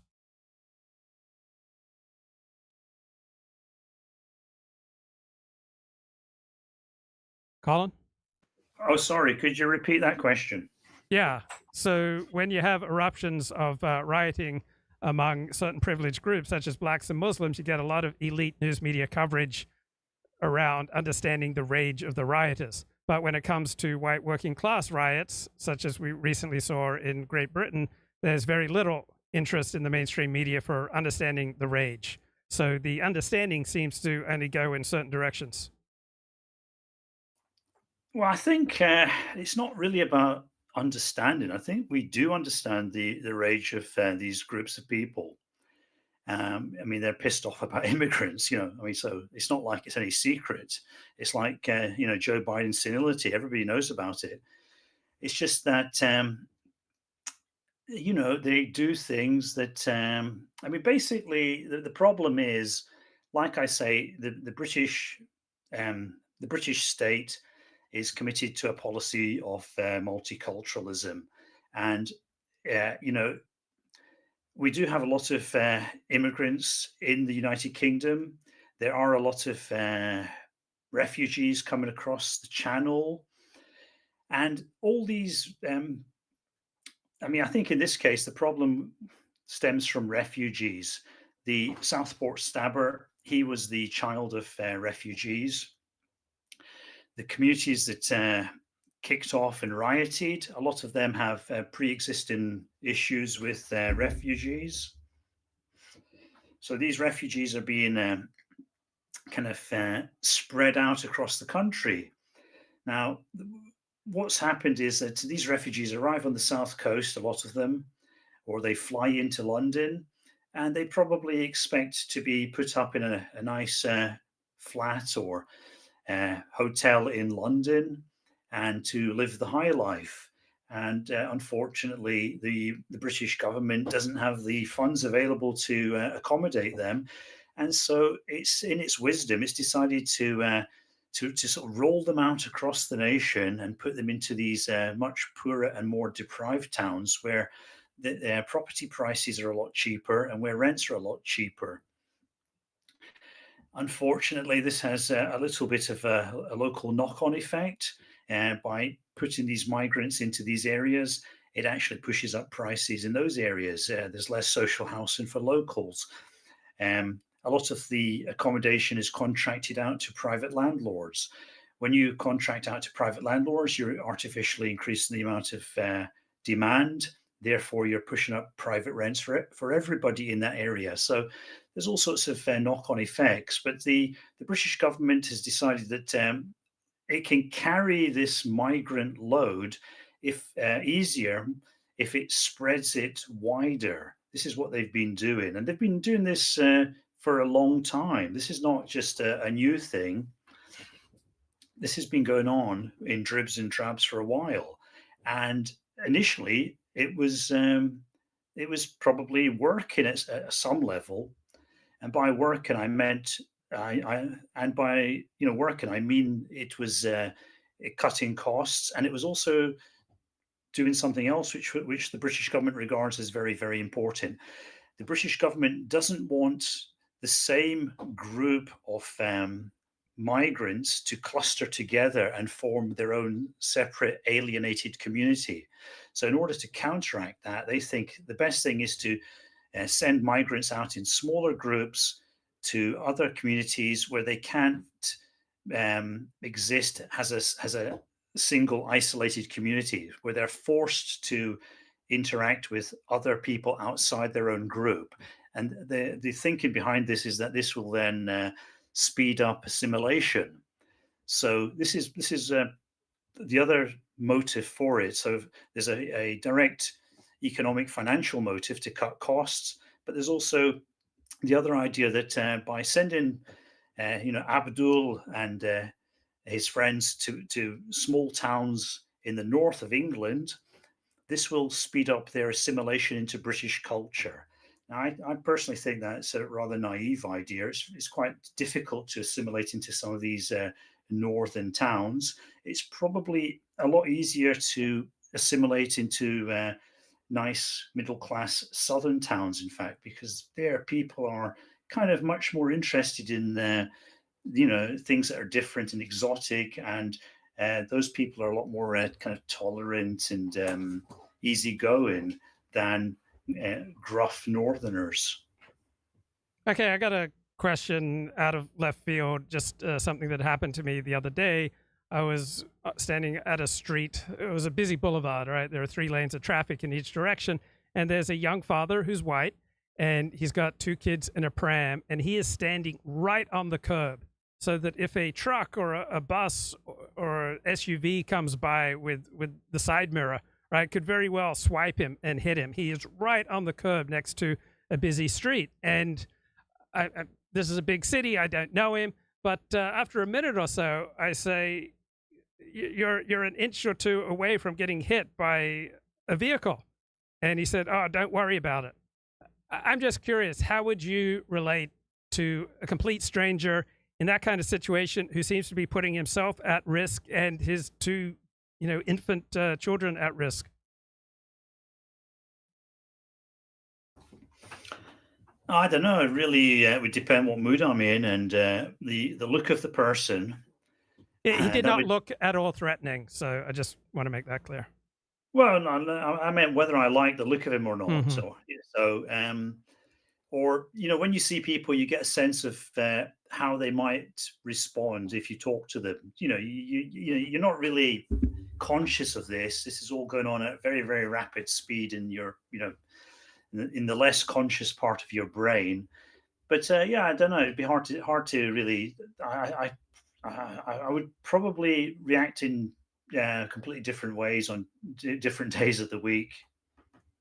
Yeah, and that rings true for me. I do know that the more comfort and ease I feel with the person, the more likely I am to speak up. There's a lot of reckless jaywalking in LA that frightens me when I see people stepping out into traffic in a dangerous way. If I know them, or if they're Jewish, or if I feel safe, I'll say, hey, watch out. But on the other hand, you don't want to be putting yourself into situations that will unnecessarily put yourself in danger and don't do any good. So I'm not quite sure how to handle these. What do you think of Tommy Robinson? I don't know. I think he's obviously a very troubled young Irishman. Are you generally sympathetic or generally unsympathetic to his antics? Well, I think he's just a shit magnet, because his whole career is always about Tommy getting into trouble, getting arrested, having problems, people giving him death threats, getting into silly fights which might be fake or might be real. It's all about getting attention from a certain, low IQ segment of the population and then fundraising off it.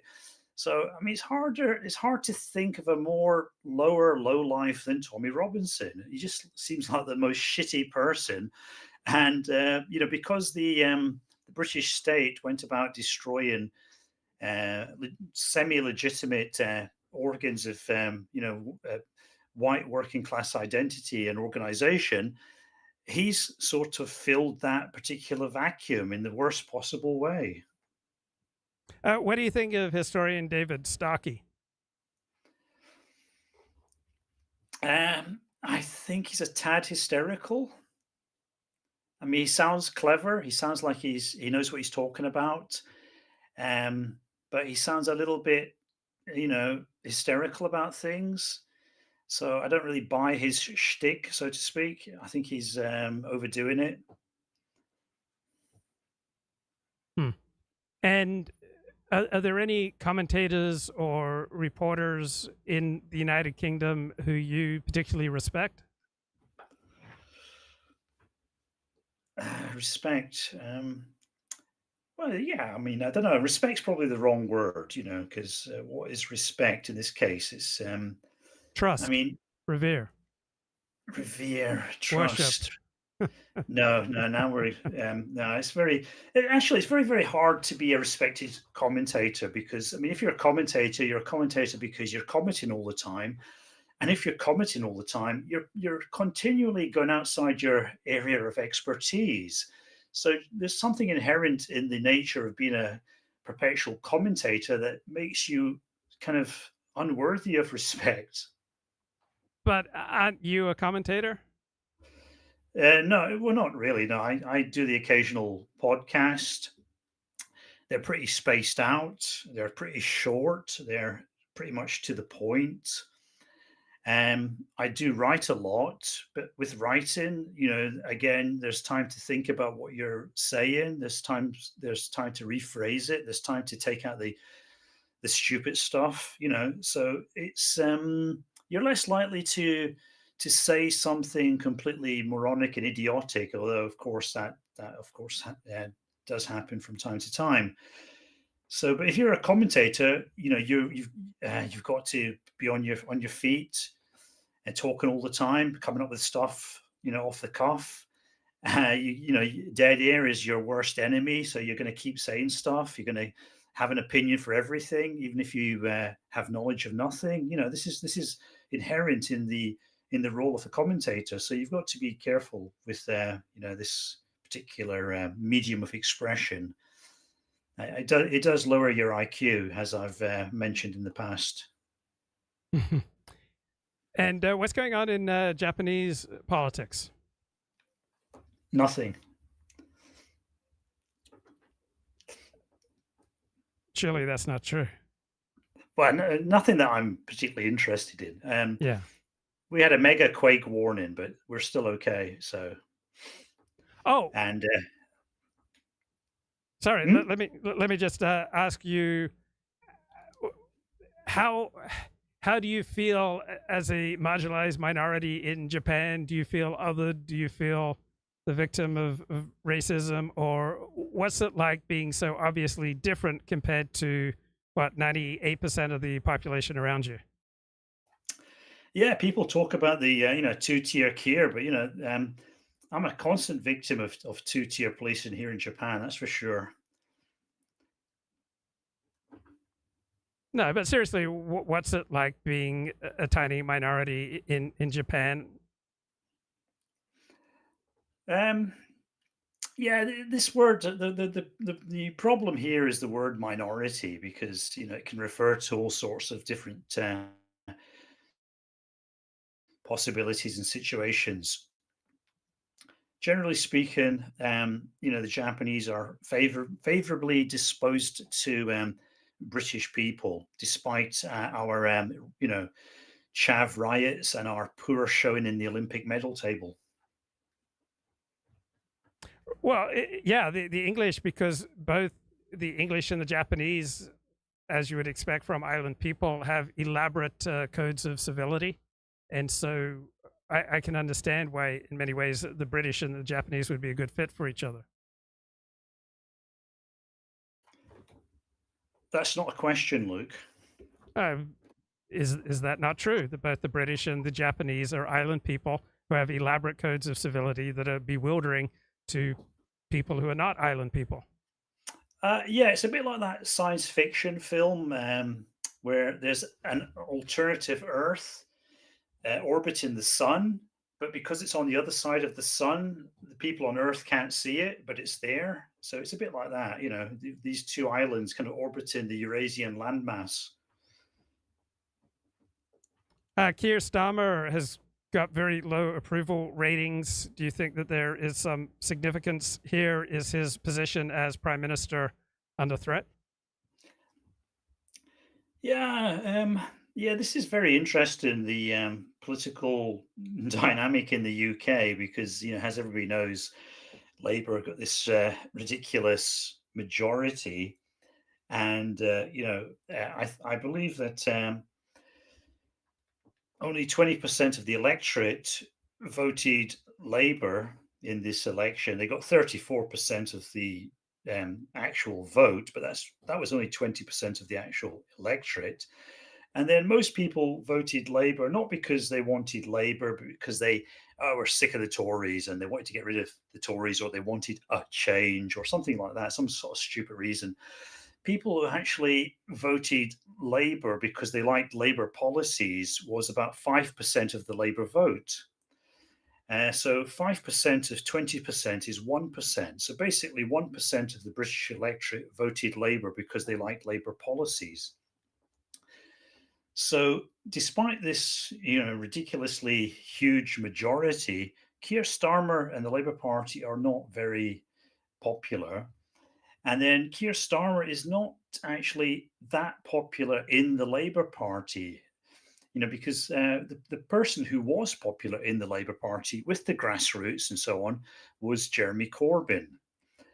Keir Starmer and a few other people managed to find a way to sideline Jeremy Corbyn and then to push him out and then to take over the party. So I think Keir Starmer kind of staged a coup in the Labour Party. And a lot of people were not happy about that. And when Keir Starmer was successful in being the recipient of all this anti-conservative sentiment in the country, a lot of people thought, oh, maybe this guy will be okay after all. But, I think he stands on a very shaky foundation. And the main problem that he has as well is that he's not considered to be pro-Gaza enough. Most people in the Labour Party are very, very sympathetic to the heroic struggle of the poor, oppressed Palestinian people. And Keir Starmer's takeover of the Labour Party was kind of based upon an inversion of that. So all that could come unstuck at rapid speed at some point in the not so distant future. Is there anyone in and around the Labour Party who displays sympathy and empathy with the white working class and possibly even has a program to help them?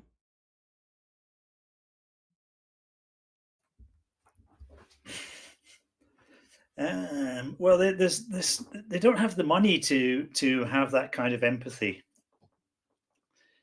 I think we'll find out later in the year. I think in October there will be a budget, and then we'll see probably more signs of whether the Labour Party has sympathy for the poor, downtrodden British working class or not.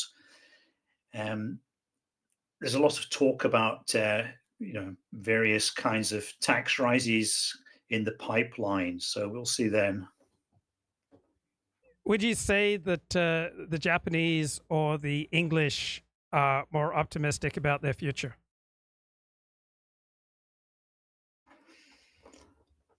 I would say the Japanese are probably a bit more optimistic. British people seem to be a bit doom-pilled, but maybe that's just the ones I'm familiar with on the internet, so it's not exactly an objective sample. Right. I can't imagine that many young English are filled with optimism for their country, because it's hard to think of positive trends in England right now.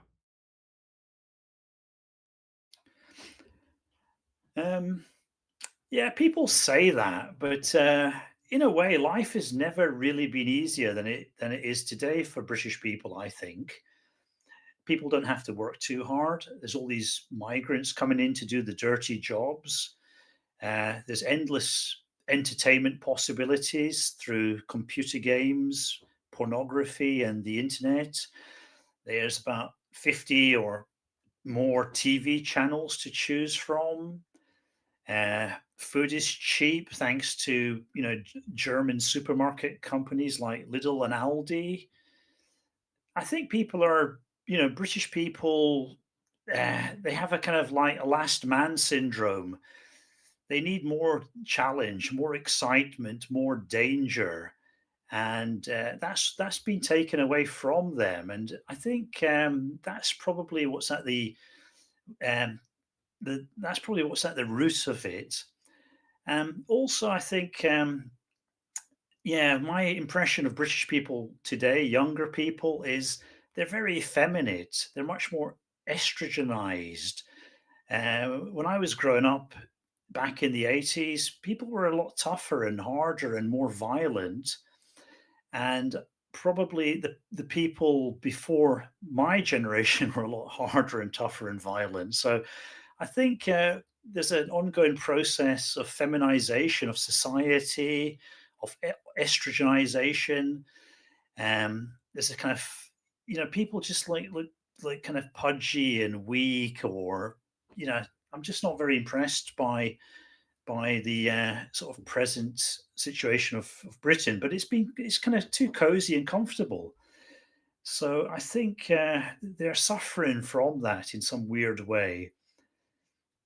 I assume when you go back to the United Kingdom from Japan, you miss the cleanliness of Japan, you miss the efficiency of Japan. I would assume that you miss the higher quality of food in Japan, the safety of Japan. Is that right?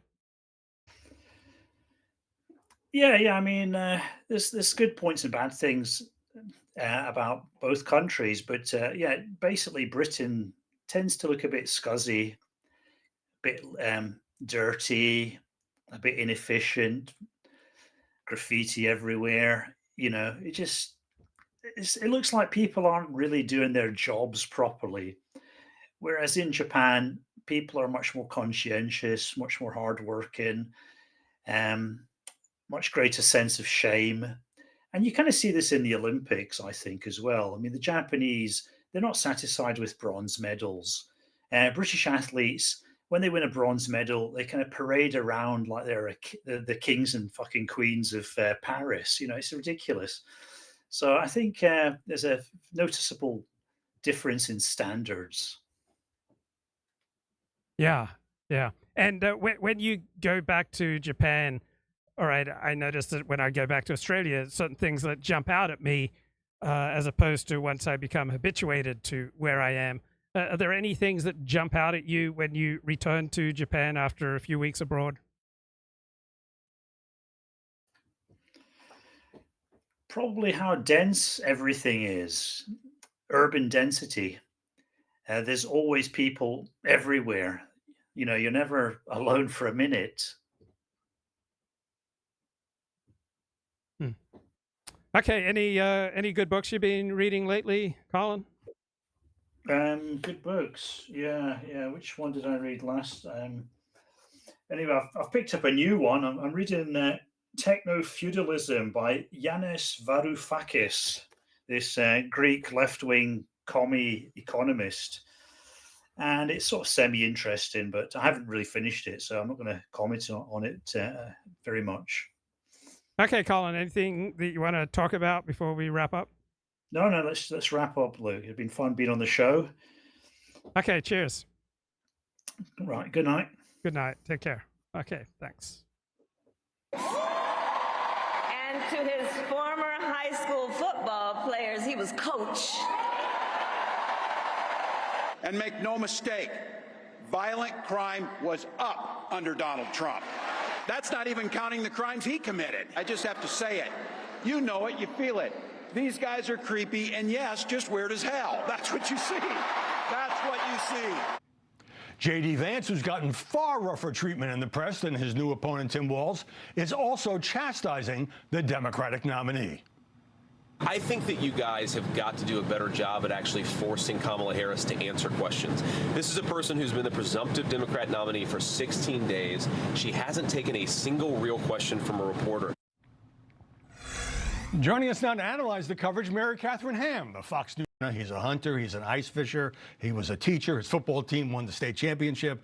Let's call him Coach. Look, credit where it's due. I think he is a confident and affable speaker and presents that way, and that can be a really powerful thing for voters. However, a guy in a camo hat who hunts every now and then who wants to take your guns away, a state school socialist is still a socialist, right? But it is incumbent on Republicans to send that message, which I think we saw in those clips that they are doing by reviewing some of his policies. And the fact is, look, there's a tactical argument and then there's truth. And I think the press needs to be on the truth side. Tactically, it's fine for Kamala Harris and Walz to take this adulation and run with it and answer zero questions, right? That's a great gig for them.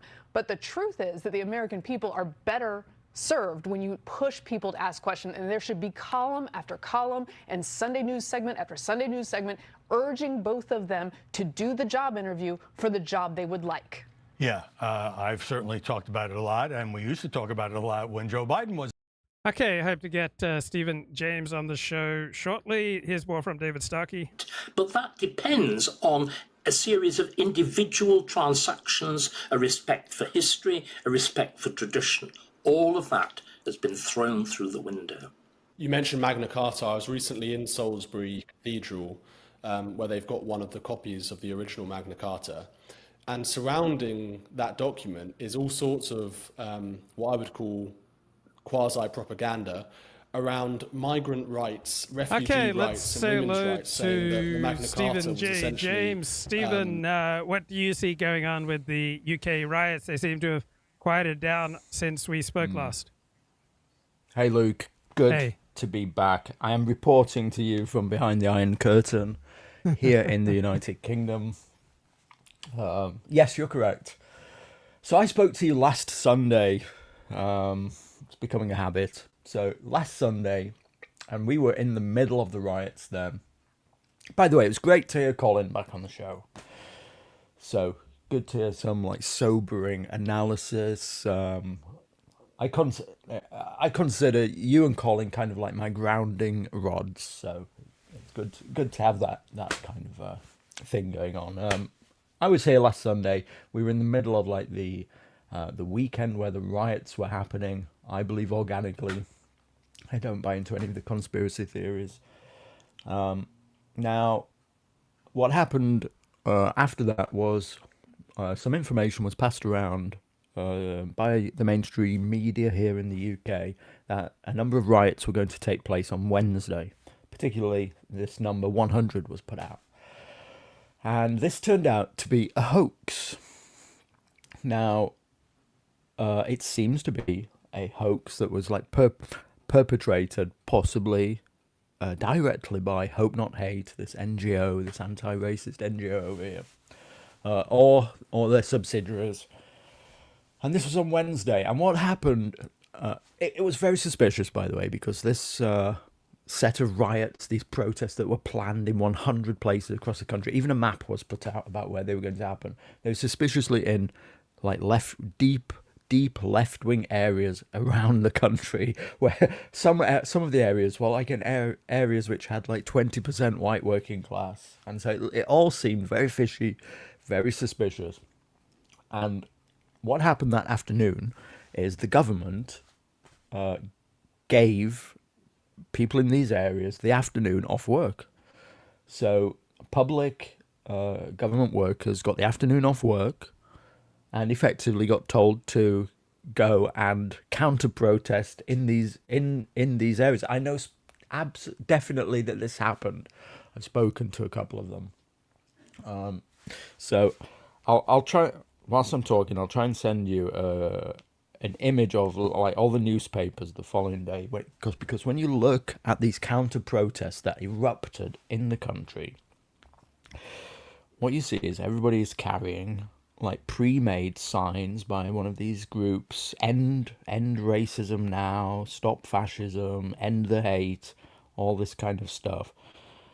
And so effectively what this did, Luke, is this was like a coup of the organic uprising, the protest that happened, by creating this false group of people. They were basically anti-riots, anti-protests, counter-protests of government workers, students, HR ladies, and like middle class lovies and yuppies in the area, who all came out onto the streets with all prearranged placards and things like this.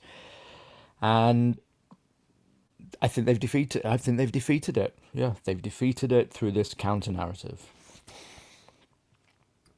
Yeah, and it's been a coup.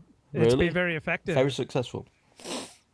Yeah, I mean, because It feels like all the powerful parts of the elite in Britain have teamed up to crush these riots. Yes, they have. I mean, some of the scenes in the place I've been closely following them.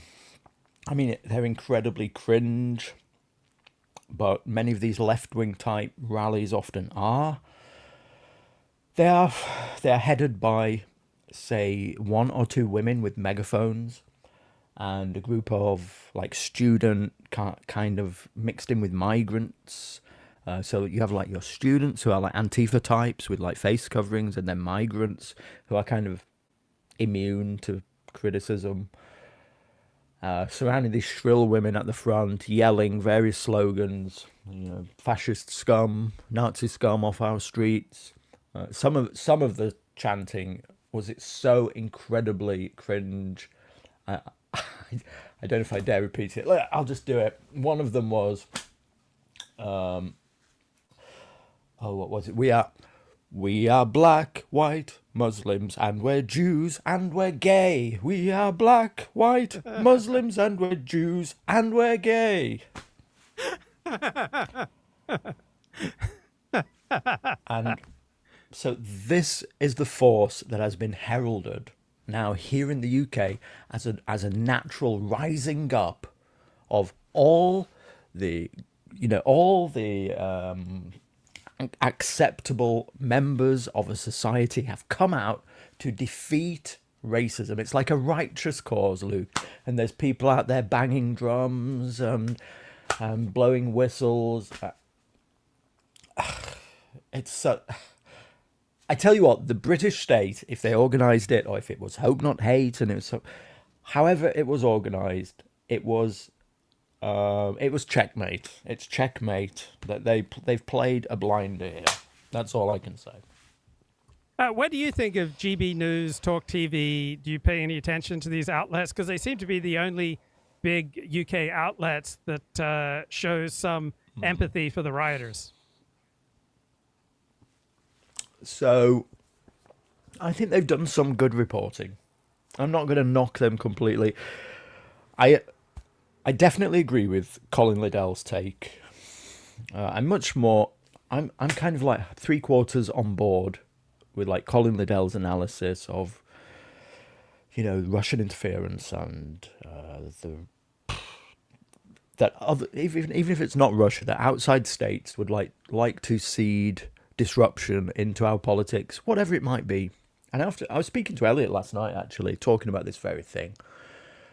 And so just not to get us off topic, I see that GB News is suspiciously funded, but I was talking to Elliot about this very thing where I look at outlets like GB News that are spouting my talking points. So they're like a voice for me that's broken through onto actual like Sky TV. They're like they're one of the main channels now on Sky TV, which is a first, and they're like doing some of my talking points.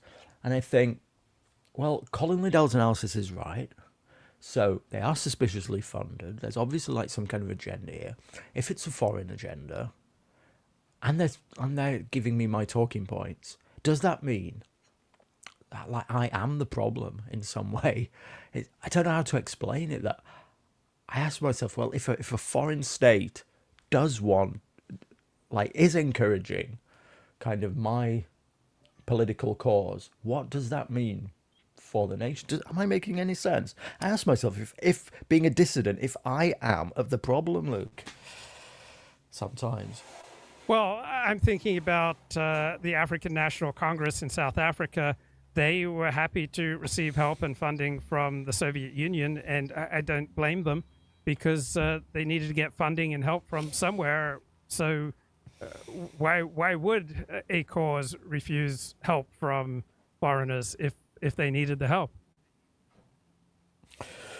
Yeah. So I agree, and I have to accept this, because I have to think, well, I think that I'm right. I think that I'm on the cause of good, where I'm looking at society and I see that these are the set of problems, and I'm aligned politically on these issues, and I'm not doing it like out of spite for my country. I truly would love Britain to become a better country. So, but I ask myself all the time, if a foreign state such as Russia is sponsoring these kind of stuff, if it was sponsoring like the dissident right, does that mean that that I'm in the wrong? Am I the problem? Because ultimately, like, a foreign country would want to destabilize my country. Anyway, it's a conundrum I'm having at the moment. So people have been arrested in the United Kingdom for even going outside to observe these riots.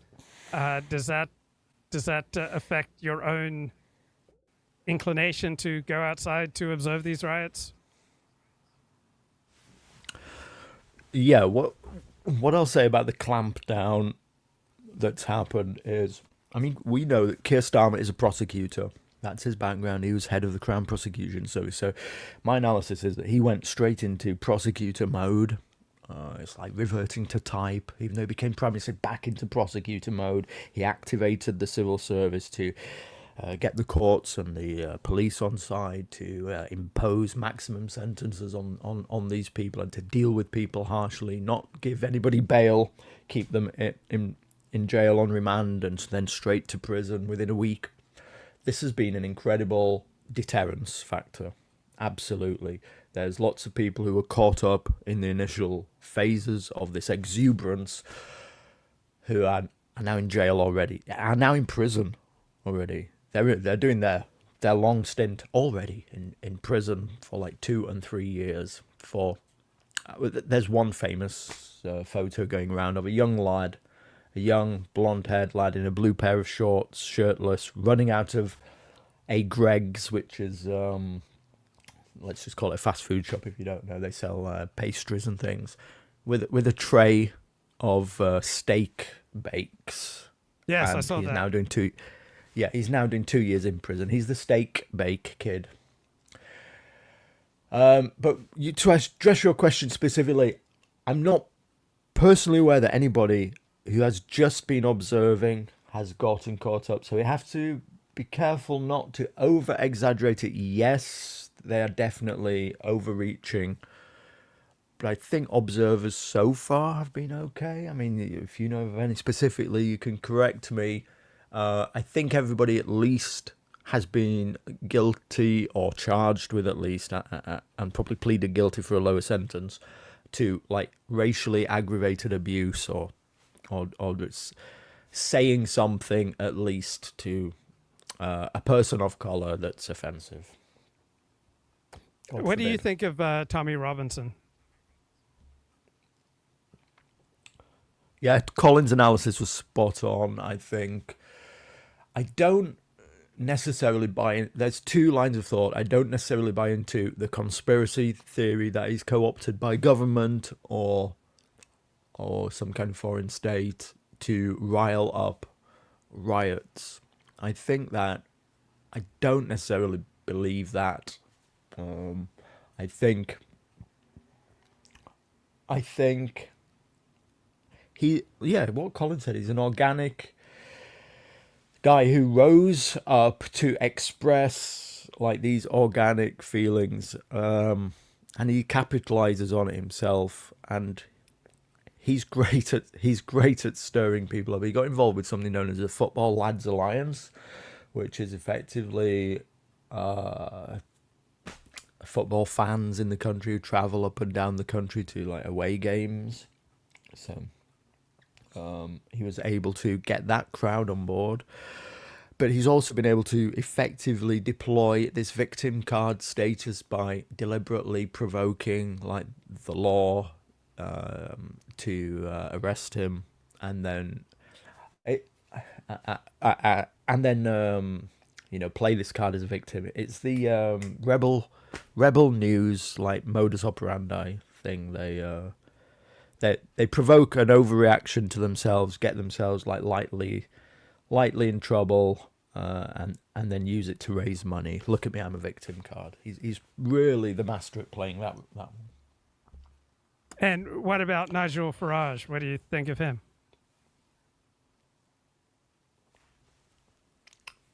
I think Nigel Farage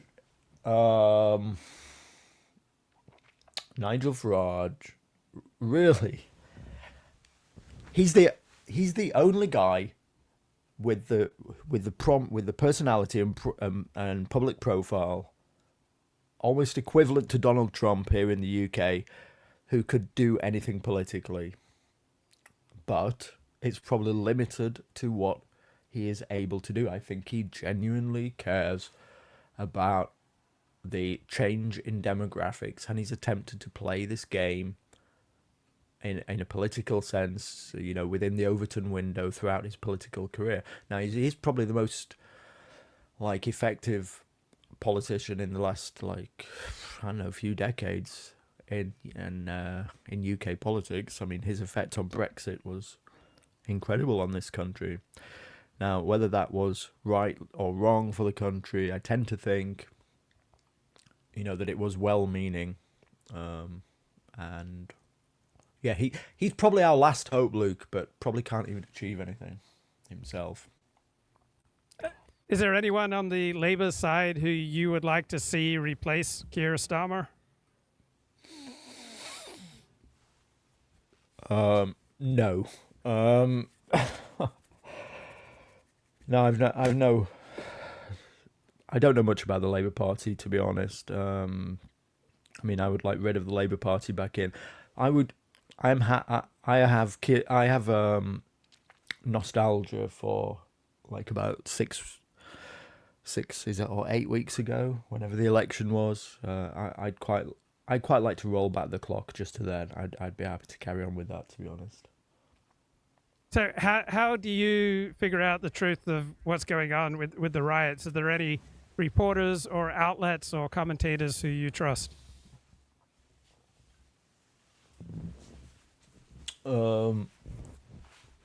Yeah, Colin's going to be squirming in his chair, but I quite like Carl Benjamin's takes on everything at the moment. I think Carl, who is Sargon of Akkad, is actually covering these events, since they've happened, exceptionally well. Obviously, it's a partisan take, and I'm fully aware of that, but we need some partisan takes, people willing to speak out at this time. Other than that, who else? There's a guy called, is it Nick Dixon here in the UK? There's a couple of like the GBNews associated guys are okay. I like a guy on Twitter called Colin Rugg. Not many others. Probably just watching X, Luke, for my news at the moment. Right, so you're not looking to the BBC or the Times of London? No, absolutely not. Our media is in lockstep over this. So there is absolutely no way that you can give any kind of sympathy for what's happened, for like these people's genuine concerns. Again, I'm not condoning it, what they've done, but there are deeply held concerns amongst these people. The white working class of the UK, who are deracinated people, and the British media will give them no time. Will accept that there's any just cause for them. And these are the type of people, this is really, you can see it's like really a class warfare that's going on here. It's like the British establishment has really looks down on these people. Whether deliberately or just, it just is what it is. But these people who ended up causing trouble, these are people who largely, like they probably go to work and nobody speaks English at work. They work in warehouses, work in factories, and nobody speaks English. They come home into their neighborhoods and nobody speaks English. They try to make a doctor's appointment and there's like 30 Pakistanis in front of them, and they tell them there are no doctor's appointments, and you go to the hospital and there's like a 20-hour waiting time if there's anything wrong.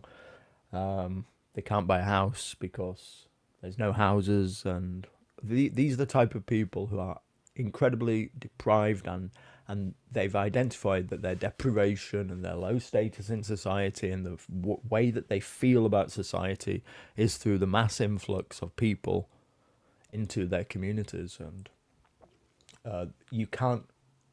there is no common cause with that in the media. Who do you think are the funniest people in Great Britain?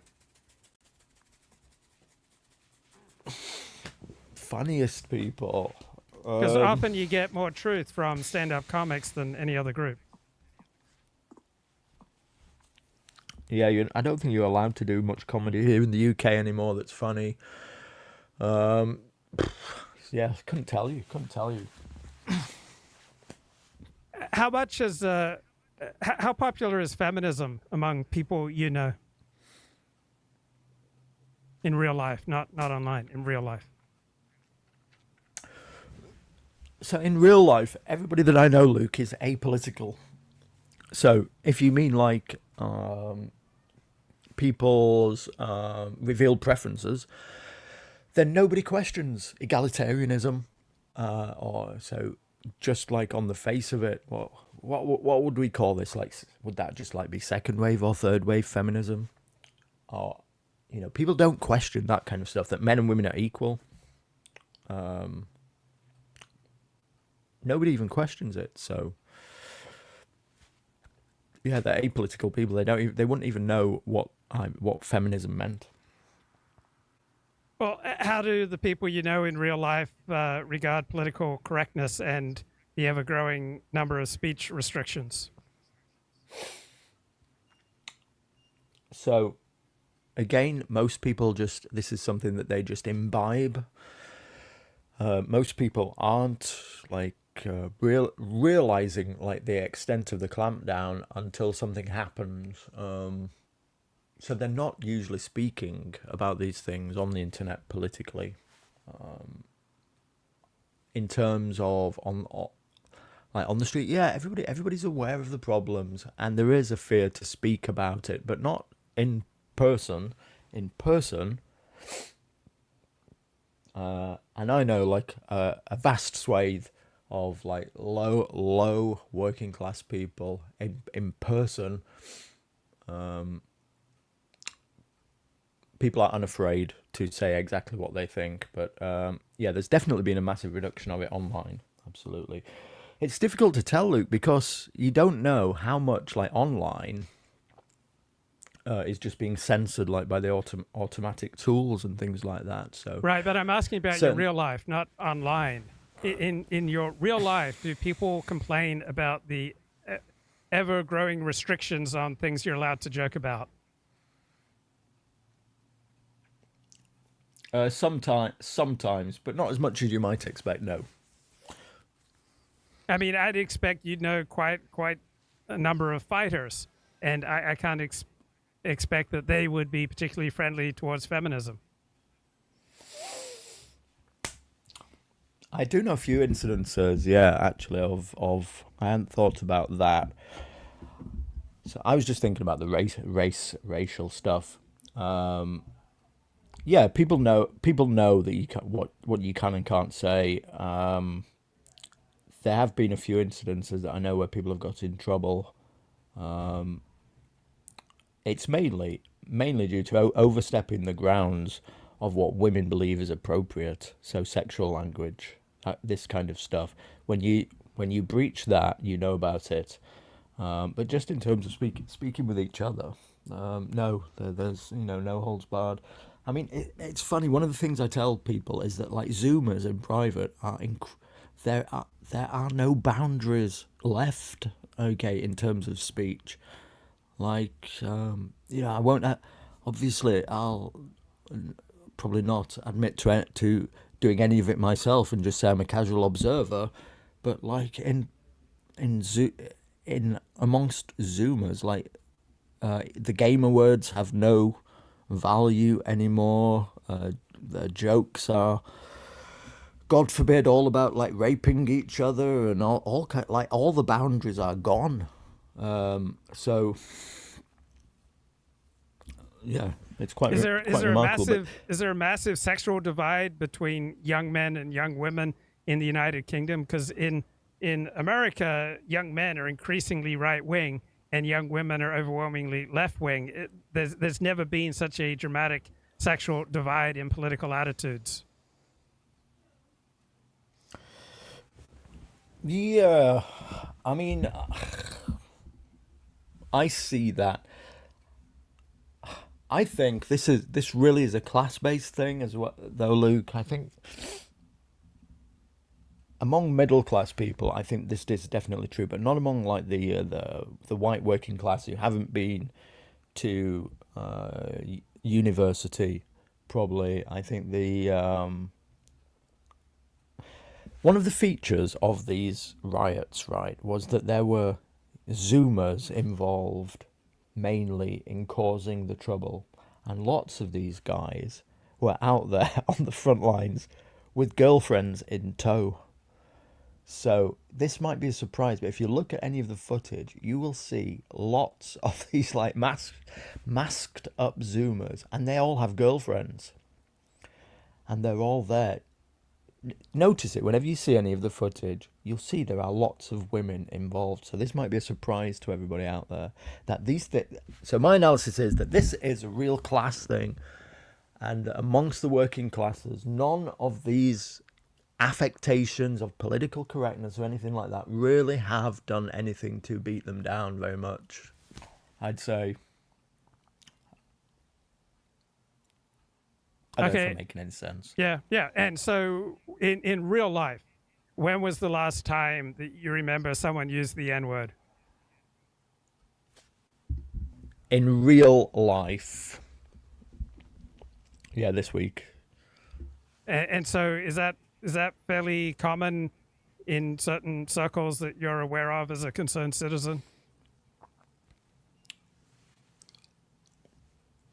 There are.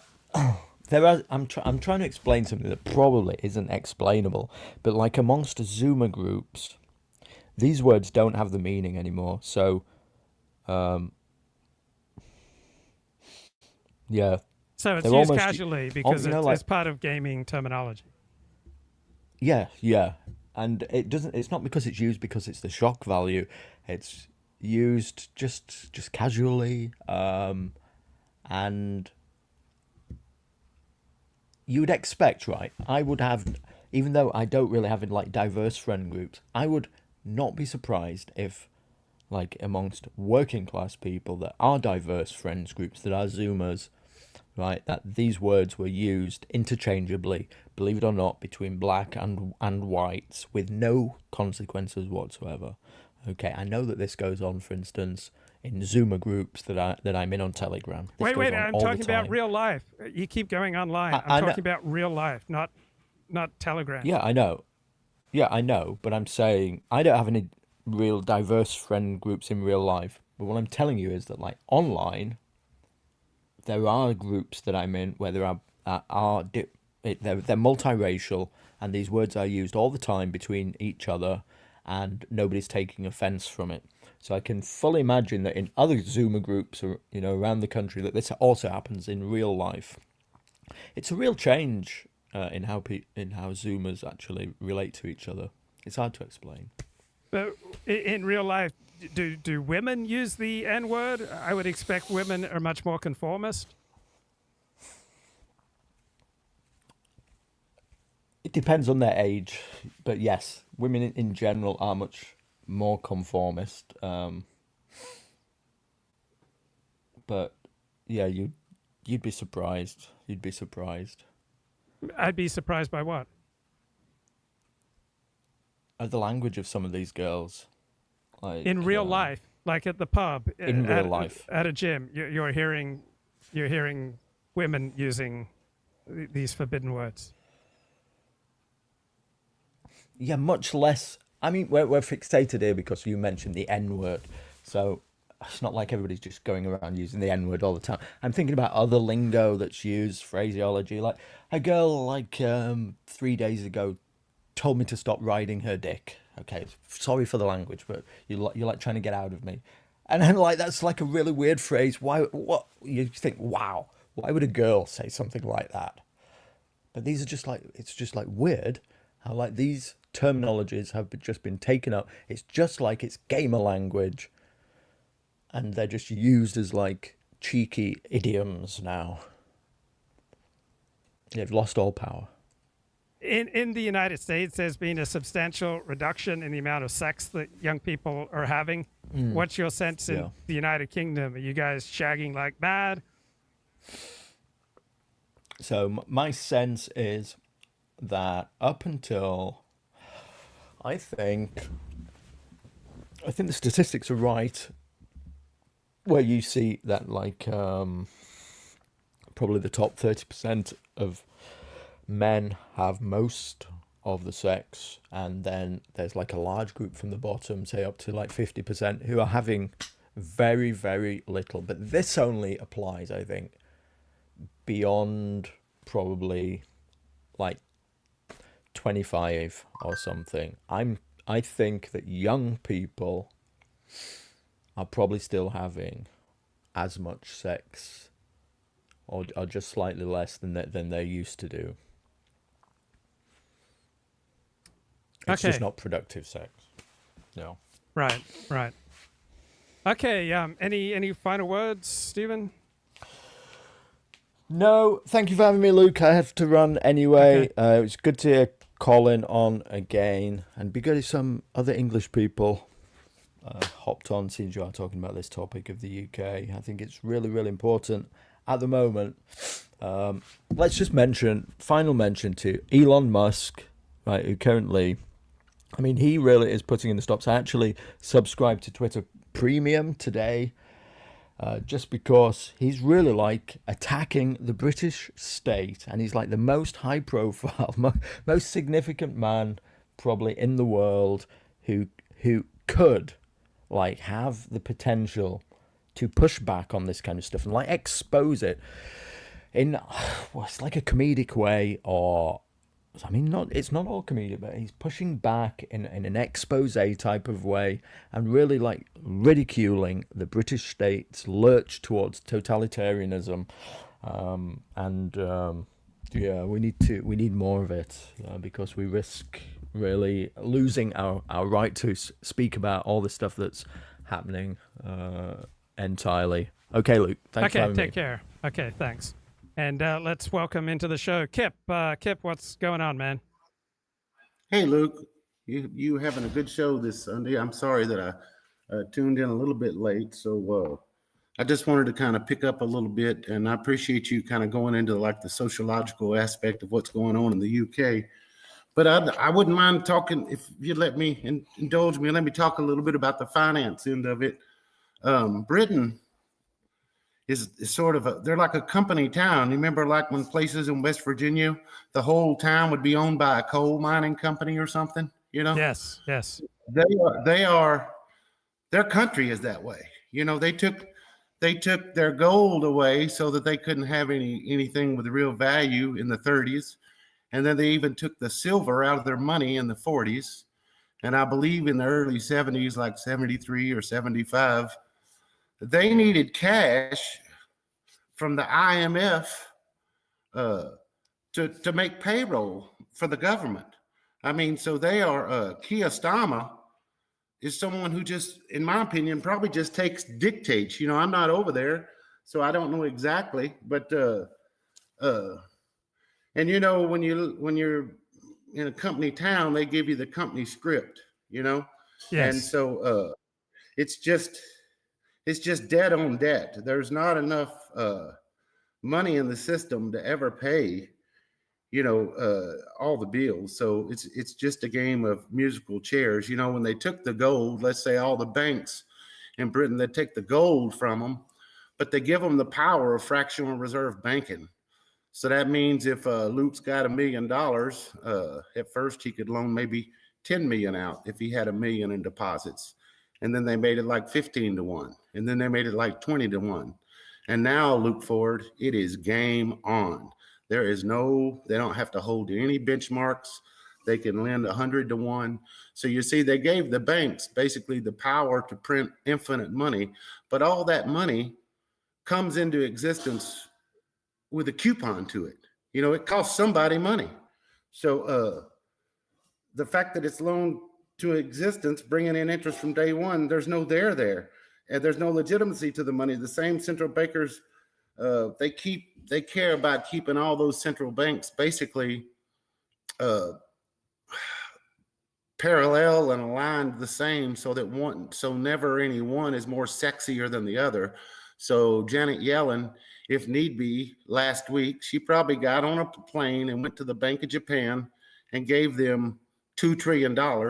And she probably got back $2 trillion worth of yen, and maybe got a sweetener because Japan was probably in a bind. But that's the way it works. These central bankers, they are what makes the world go around, and we're kind of living in their preferred form of servitude. Now, somebody like Luke, if you don't need an iPhone and you don't need a house or you don't need a car payment or whatever, they don't have you in that kind of servitude, but you're still going to need groceries every week or whatever. And the nature of the way everything's been financialized now, a good way to visualize it, I heard a guy named Mark Farber last week say that you can visualize what the output of the world is as a pack of cigarettes. And you can juxtapose that with, say, a race car driver's helmet or a motorcycle driver's helmet. And that would be the financialization that has been whipped into existence, you know, and there's really no way that pack of cigarettes year by year by year is going to ever tackle that motorcycle helmet, because there's interest on that debt every year. Now, some people might tell me, yeah, you paint a gloom picture, but back in 2007, when they were basically a decade into going crazy on this financialization, we owed like, I guess, $9 trillion in federal debt. But at that time, I believe 3.9, they could sell bonds at 3.9%, and the rest of the world would buy. The rest of the world would give us money so that we could live beyond our means. Now you look now, it's not 9 trillion like it was in 2007. It's like 35 trillion and another 250 trillion in unfunded liabilities. But that is I just lost my point. But the point is that 35 trillion, it's now adding $1 trillion about every 90 to 100 days. And the best way I can explain to you how not only is England screwed, but the rest of us are long term, is because you never get a one-to-one bump. You know, everybody enjoys the fact that their house is worth double what it was, but they're starting to realize who the hell's going to be able to pay these prices. You know, so you're running into the ceiling where everything's starting to get some crazy ass distortion. Coca-Cola has been around. Coca-Cola was Asa Candler. I think he started. He was a pharmacist there in Atlanta, but he couldn't find anybody to buy onto the idea that Coca-Cola could be bottled up and sold. So people in Chattanooga took him up on that and bought up all the bottling rights for Coca-Cola, and they got real rich off of it.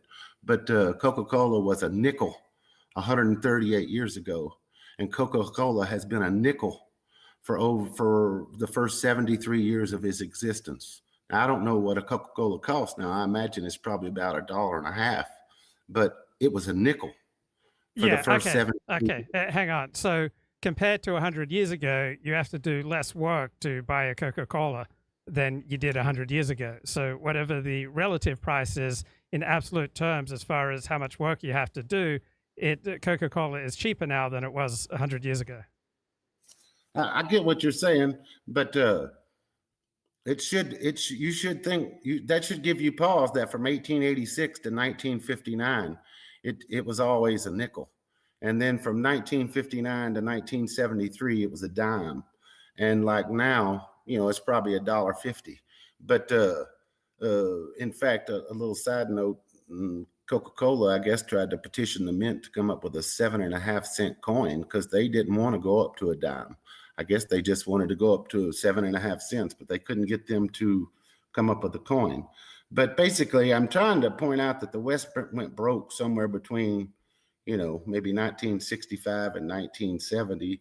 And, the UK, I told you about the UK, but the US, they made us turn in gold in like the 30s. And then they took silver out of the money in 1964. It went from 90% silver to 40% silver. And a couple of years later, it went to no silver whatsoever.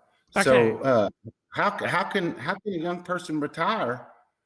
How can they even fathom? I'm talking about anybody in Europe, England. How could they even fathom as a young person seeing themselves going forward to retirement age or whatever, when inflation, whatever they may be getting in bumps from the government or whatever, inflation is probably 2 times, 3 times as much. What do you say to this, Luke? Well, I say that overall, people in England are heading for an easier life than 99.9% of humanity has ever experienced. So England certainly has its problems, but in comparison to the reality of what most people through most of history have faced, the English still are pretty well off. Yeah, I mean, it's hard to be optimistic about England, but still they have a functional government that affords them a higher quality of life than the overwhelming majority of people in history or in the world today have. So England has its problems, but in comparison to whom? Where are things so much better off than in the West? I don't know. I mean, England apparently doesn't compare well to other countries right there near it, like Luxembourg. So, well, Luxembourg is a country of, what is it, 2 million people? Probably less than that. Yeah. Damn it, Luke. You're not supposed to know those nuances when I give you an example like that, Luke. Damn you.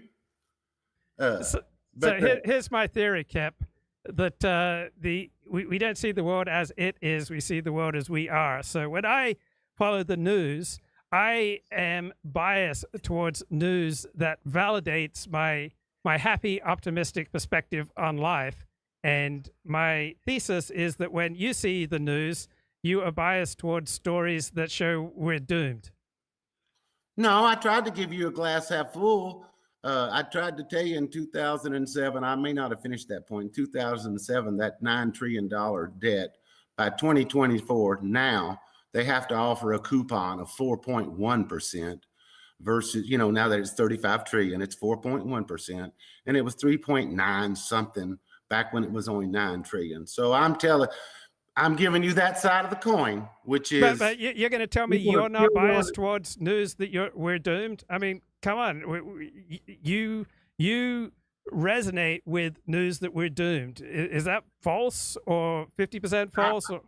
I don't know whether I resonated. I've just noticed that in my lifetime, I used to see this Staples commercial where they talked about the easy button. In my lifetime, I have seen people pounding the fucking easy button at a rate never before seen in humanity, and it has created a loss of grit.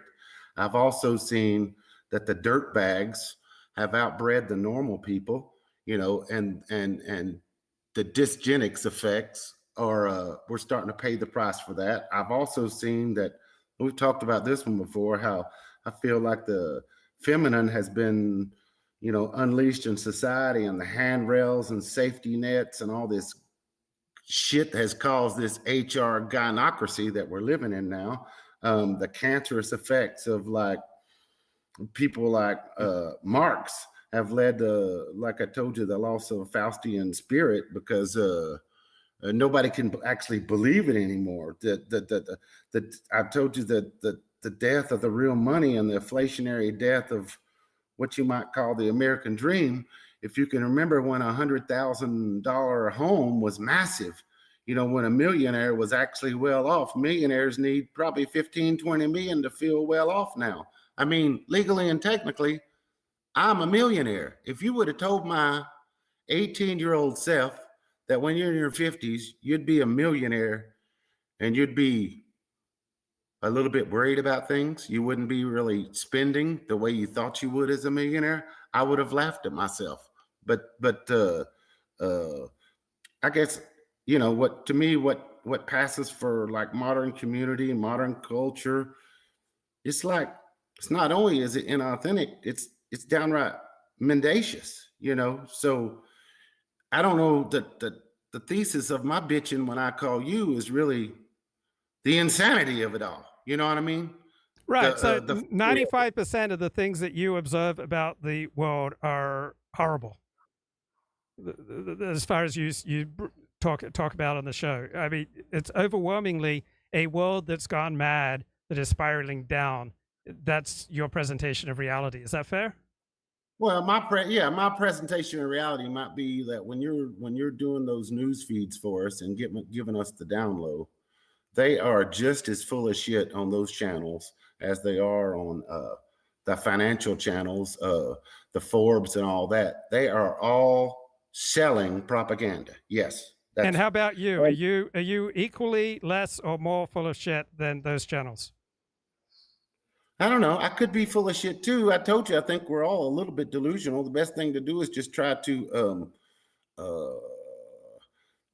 try to find those spots and stomp it out. But you tell me. I was watching the spelling bee, that Scripps Howard spelling bee. I think it was last year, maybe it was this year. It was about a year ago. And there was like 14 final contestants up there. And every damn one of them was Asian. And God bless them. God bless them. But what does that tell me about American excellence for the homegrown kids? What does that tell me about the future when I see that there ain't a white kid up there? There ain't even a DEI black kid up there. They're all started off somewhere and they came here and they brought that drive, that grit, that gumption with them. And they just mow right through the competition. And there they are in the finals, all fucking 15 of them. Stop. Let me ask you a question. So if I was to tell you there is a kid in a class at school, and he does all sorts of work in the subject area of the class simply because he loves it. Right. He's not concerned about the score. He's not concerned about what's on the test. It's just that he has been filled with passion and excitement to engage in an intellectual journey due to something that's been brought up in the class. Do you think that kid is white, Latino, Asian, or black? There was a time where he could have been any. But in the sixth grade where I was at Booker T. Washington, there was a place called Kim's Video that showed up across the street from the Hardys. And they had two kids, Angela and David. And Angela showed up and could barely speak English in the fifth grade. And by the sixth grade, she won our damn spelling bee. So hats off to them. Right. But I think there was a time when that stuff was homegrown too. I just hate the fact that it seems to come from first generation from somewhere else, second generation from somewhere else. What the hell? Why are we selling for this? I think you're getting unnecessarily worked up about something that doesn't matter that much. Asians are really good at certain things like spelling bees. But if you talk to teachers, the kid who is going to go off and do all sorts of study on their own is overwhelmingly likely going to be a white kid. The most common question that Asian students ask is this going to be on the test? Asians have an incredibly pragmatic approach, by and large, to education when you talk to teachers. But if you've got a kid who wants to go out and explore on his own and have his own intellectual adventures, it's going to overwhelmingly be a white kid.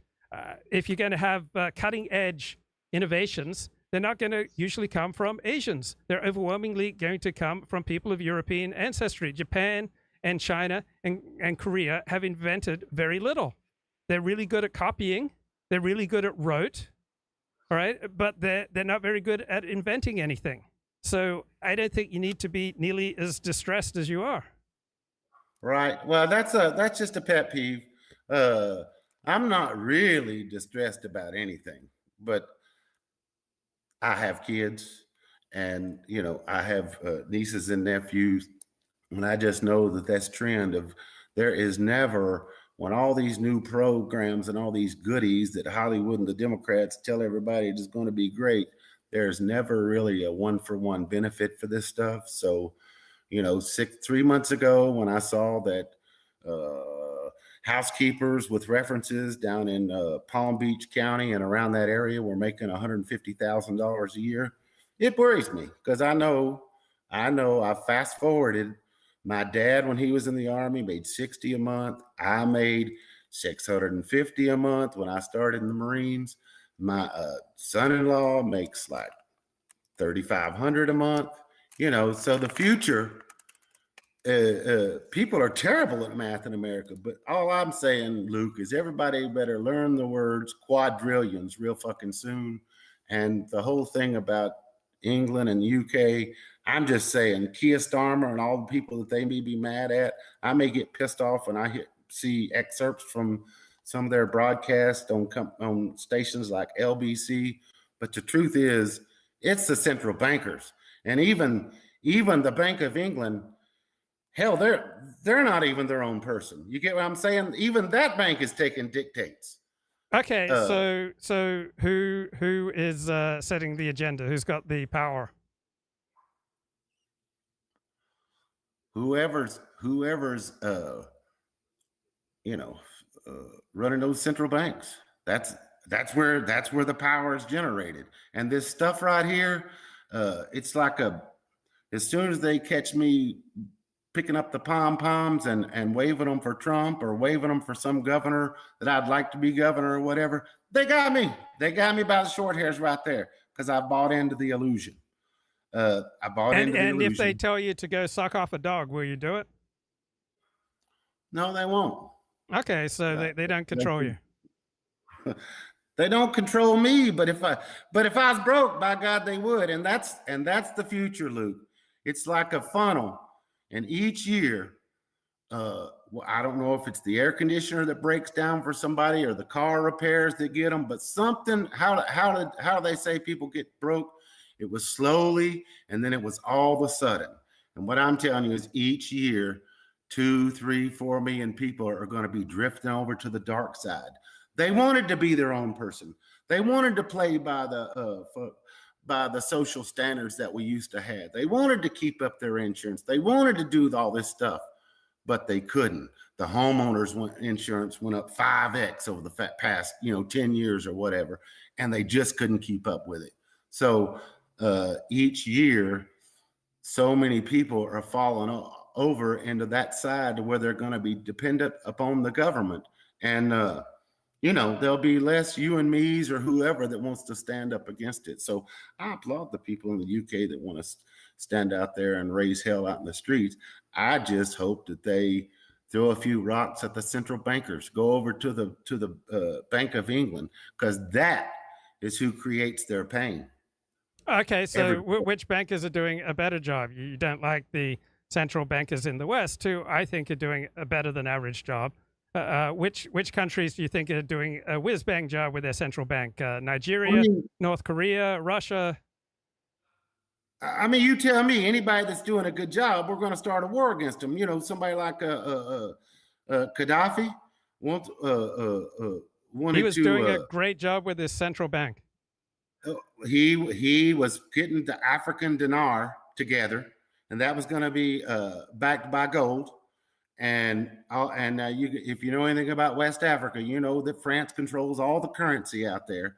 And so France, I guess with a little help from Hillary Clinton, ran the coup on him. But if there's a good option out there, you can rest assured that your banking institutions and your government ain't going to let you participate. I promise you. That's why I told you earlier that they try to keep those guys all level, because the whole damn thing's a Ponzi scheme. And if it's ever found out, if there was one place where Luke or Kip could participate, where they were using real money and not basically company script, everybody would put their money in there the following week. So that's why people right now can buy gold. Why is money that is backed by a country such as the United States or the United Kingdom, why is that less real than money that's backed by gold? Why is gold somehow a more real store of value than currency that's backed by the might of the United States of America? It has to be. It's tethered to reality. Okay. Right, and the United So States is in reality. It's the strongest military and economy in the world. How is the reality of the United States government somehow less real than the reality of a particular type of mineral such as gold? It's not. I mean, the U.S. government. I think the U.S. military now, this woke military we have, I doubt they could go do a hot war. You think they could just go take Moscow? Fuck the proxies. So they pissed us off. We're going to Moscow. You think we could go take Moscow? Well, that would lead to a nuclear exchange that would end life on Earth. But I think the U.S. military is the strongest military in the world because the United States spends more on its military than every other nation in the world. And people similar to you were calling me 5 years ago and talking about how much more effective the Russian military is than ours because they're not infected by the woke mind virus. Then we look at the war in Ukraine and we see, how inept the Russian military is. So I don't know who do you think has an incredibly effective military far better than us? I don't see any nation out there with a more effective, powerful military than we have. I don't know. You should have noticed though when Trump got shot or on 9/11 how this United States is impervious to any kind of attacks or whatever. No one would claim the U.S. is impervious. No one would say that. I That's know, insane. but you saw 9/11. We talked about this before. Boom, one trade center hit. Boom, another trade center hit. And for another hour, they couldn't get their eyeballs on a plane that went all the way from Ohio to the Pentagon and blew it right into the side of it.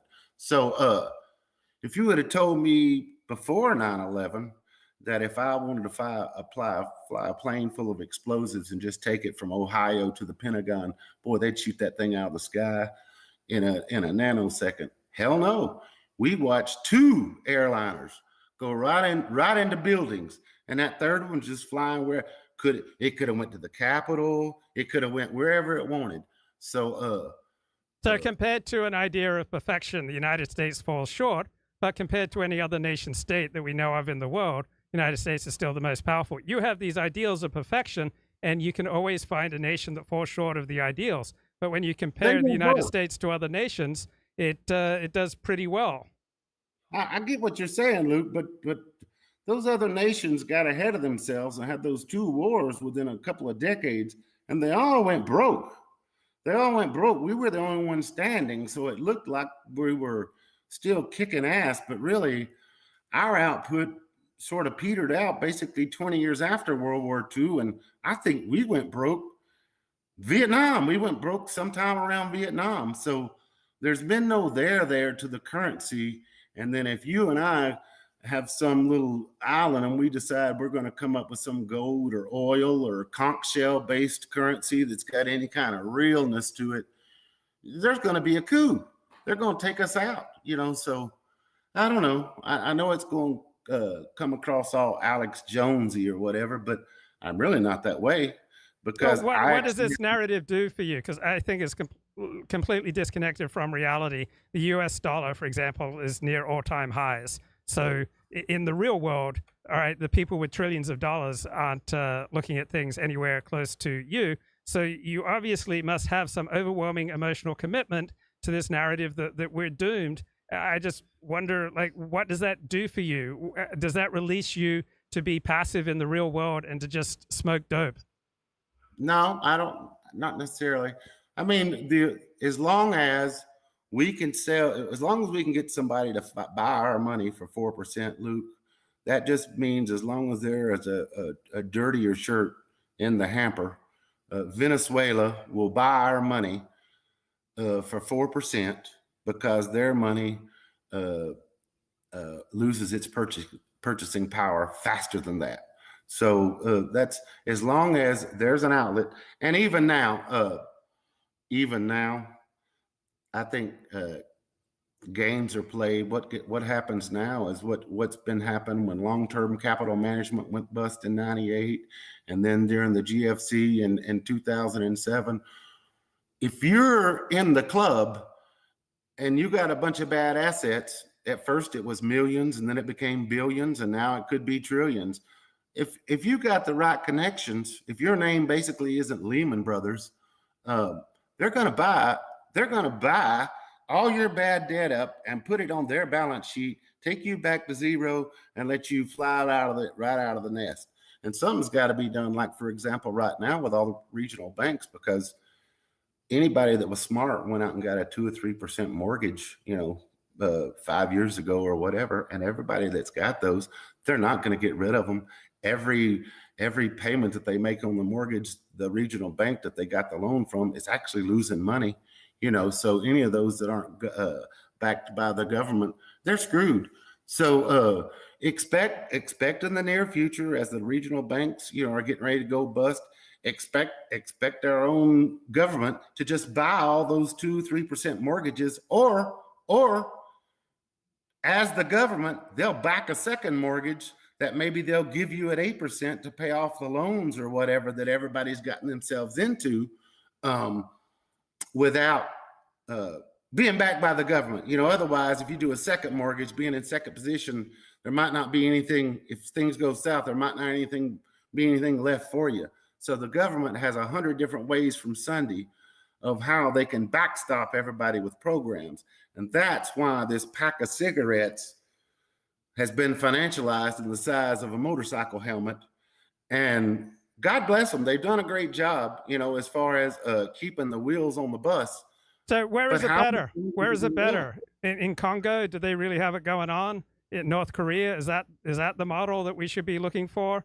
Like, who actually knows what they're doing? You said the U.S. went broke in the 1960s, and yet the United States dollar is pretty much near all-time highs because foreigners want to invest trillions of dollars here, because on planet Earth, this is the safest, most secure, most prosperous, and strongest nation that the world has ever seen. So on planet Earth, the United States absolutely dominates the globe. On planet Earth, the United States is set to dominate the 21st century more than it even dominated the 20th century. But perhaps there is some obscure country in Africa or in South Asia that you think has really got it going on. And is it Thailand that's going to dominate the 21st century? Who do you think is going to dominate the 21st century, if not the United States? I don't know for sure, but I will say that the situation that America was in, we pinned it with what was called the petrodollar starting in the early 70s. And we made countries buy and sell all their oil using U.S. dollars. So that meant that countries had to carry U.S. dollars on their balance sheet. But and that has how changed. did we make them do that? Right? How did we make them do that? By playing policeman of the world for them. Because we had the ability to do that, right? The strong take what they want and the weak endure what they must. We're strong. They're weak. They had to endure it because we're strong. That has changed. Let me try to keep my point is even our old buddies like Saudi Arabia kept that contract going, and they've decided after 50 years they don't want to renew it. Now, if you'll remember, it looks like I'm changing gears, but if you'll remember when New York State screwed over Trump and hauled his ass into court a year ago, everybody in the business world said, New York, you shouldn't do that. We don't want to play in your sandbox anymore. Well, America as a country did the exact same thing as what New York State did to Trump when America screwed over at first Iran and then screwed over Russia with that SWIFT system. Everybody sit around and they watched that. And they said, that could be us unless we're best of friends with America. So I'm just telling you, there's situations, the way things were, the way things are, and the way things are going to be. And the trend is that, right now, over a third of the world, America has sanctions against over a third of the world. So I don't know. I think everybody might be getting sick of it. So BRICS or whatever this other thing is, I just think of it as there's people who want to play in the big sandbox that America's in, and then every year I think there's more and more countries that say, I don't think I want to play in that sandbox. And one thing that we talked about gold earlier, one thing you should keep in mind is that the gold over the last 10 years, someone had asked all the bullion distributors in America, how much net buying or selling have you had of gold in America? And over the past decade, we've been selling gold. The people that have been buying gold have been the governments in Asia, and then specific countries like China and India, people within those countries in Asia. So if you just think about like things with intrinsic value, like gold, you can see the trend. If the bullion dealers in America are net sellers over the past 10 years and our central bank hadn't been buying any gold, well, that means slowly but surely gold is traveling over to Asia, And, these things run in cycles or whatever. In America, there for the longest, we had, twin pillars. We had our financial hammer, and then we had our tanks and our guns or whatever. And I'm just telling you, the financial hammer, I don't know how many tricks they're going to have up their sleeve, because they don't have any tricks. They're simply the strongest country in the world, and the strong demand what they want, and the weak have to endure it. So it doesn't really matter how they feel about it. They have to endure it because America is stronger than all these other nations. They're stronger than BRICS. Well, let's pick another country, if not Moscow. You think America could? You think our woke military could take over Tehran for a couple of years and get their oil? I mean, because the way I describe it to you, Luke, the way I see it, let's just say Ukraine. What do they give a shit about in Ukraine? It ain't the liberty of those people. It's the $12 to $14 trillion worth of assets that are under the ground in Crimea. They don't like that. What is that? Starts with a P. That gas company in Russia. They don't like that Prom gas or whatever. They don't like the fact that they're able to make that money. So what if it cost $200-300 billion of American taxpayer money? They want that $12 trillion in natural resources under the ground in Crimea. So I don't know, man. I think everybody's on to the fact that it's kind of like international gangsterism. We can like put lipstick on a pig or do whatever we want to do, but I don't know, Luke. I may have run out of steam here, but if you got some questions, I'm good. I think you're referring to Gazprom. So yeah, you got me. Thanks, bro. Okay, bro. Talk to you later. All right. Okay. Bye. Bye. Let's play a little bit more here from David Starkey. A very progressive human rights document. What do you make of that? It just deserves laughing at if it weren't so terrible. But you see, you made exactly the point that I'm saying.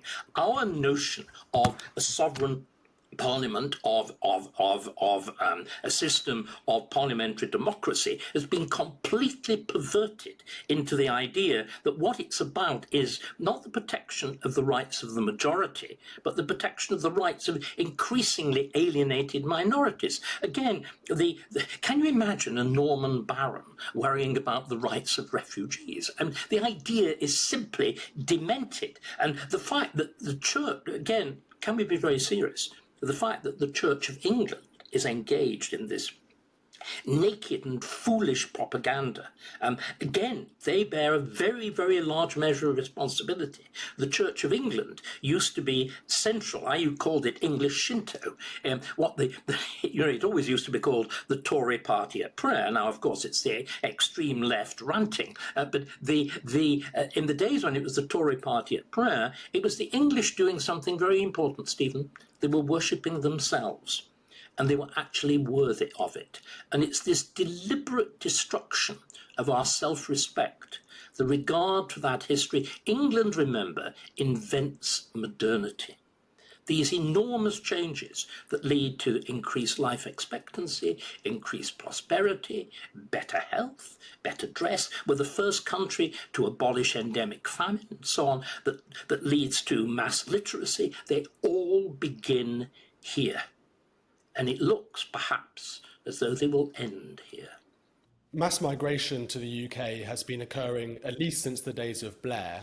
And after the Second World War, we started to see the beginnings of this Tiny. It was tiny. In comparison with what's happened, it's really important, Steve, we get the proportion of figures right. The scale of millions since 1997 is not simply unique in modern times, it's unique throughout our history. Even the great population movements of the Roman period and the post-Roman period and the so-called barbarian invasions, the numbers, even as a percentage of the population, were on nothing of this scale. This is a unique development's the wrong word. This is a unique happening, and therefore it's got unique consequences. And the fact, again, that it's been done without consent, that it's been done with a deliberate suppression of debate about it, all, as it were, exacerbates. The problems would have happened anyway, but the way we've gone about doing it, with that sense of subterfuge, of contempt for the majority. Do you remember that awful woman who even Starmer couldn't give a cabinet position to,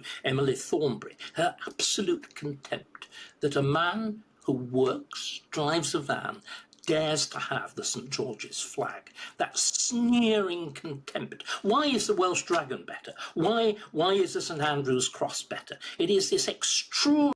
Okay, so I thought that human rights, well, currently it's overwhelmingly a concern on the left, right? It seems like all the elites in the human rights field are on the left.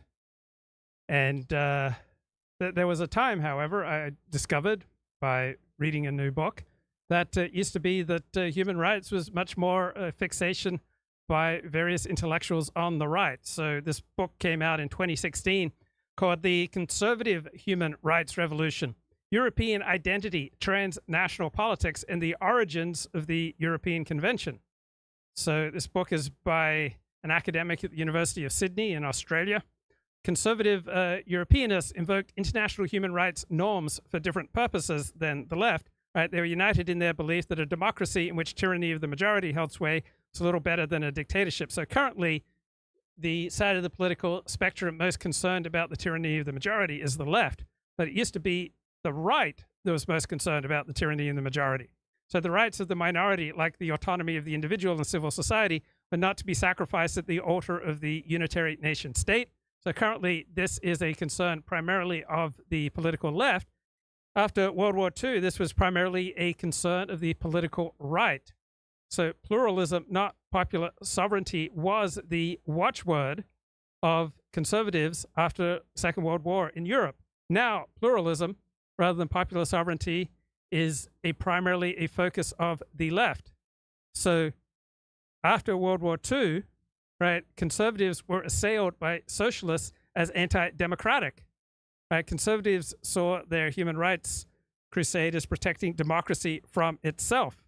Totalitarianism, they thought, was a contagion whose carriers were not limited to communists and fascists, that it could grow from within democratic movements within socialism. So socialism was thought to be the breeding ground for totalitarianism.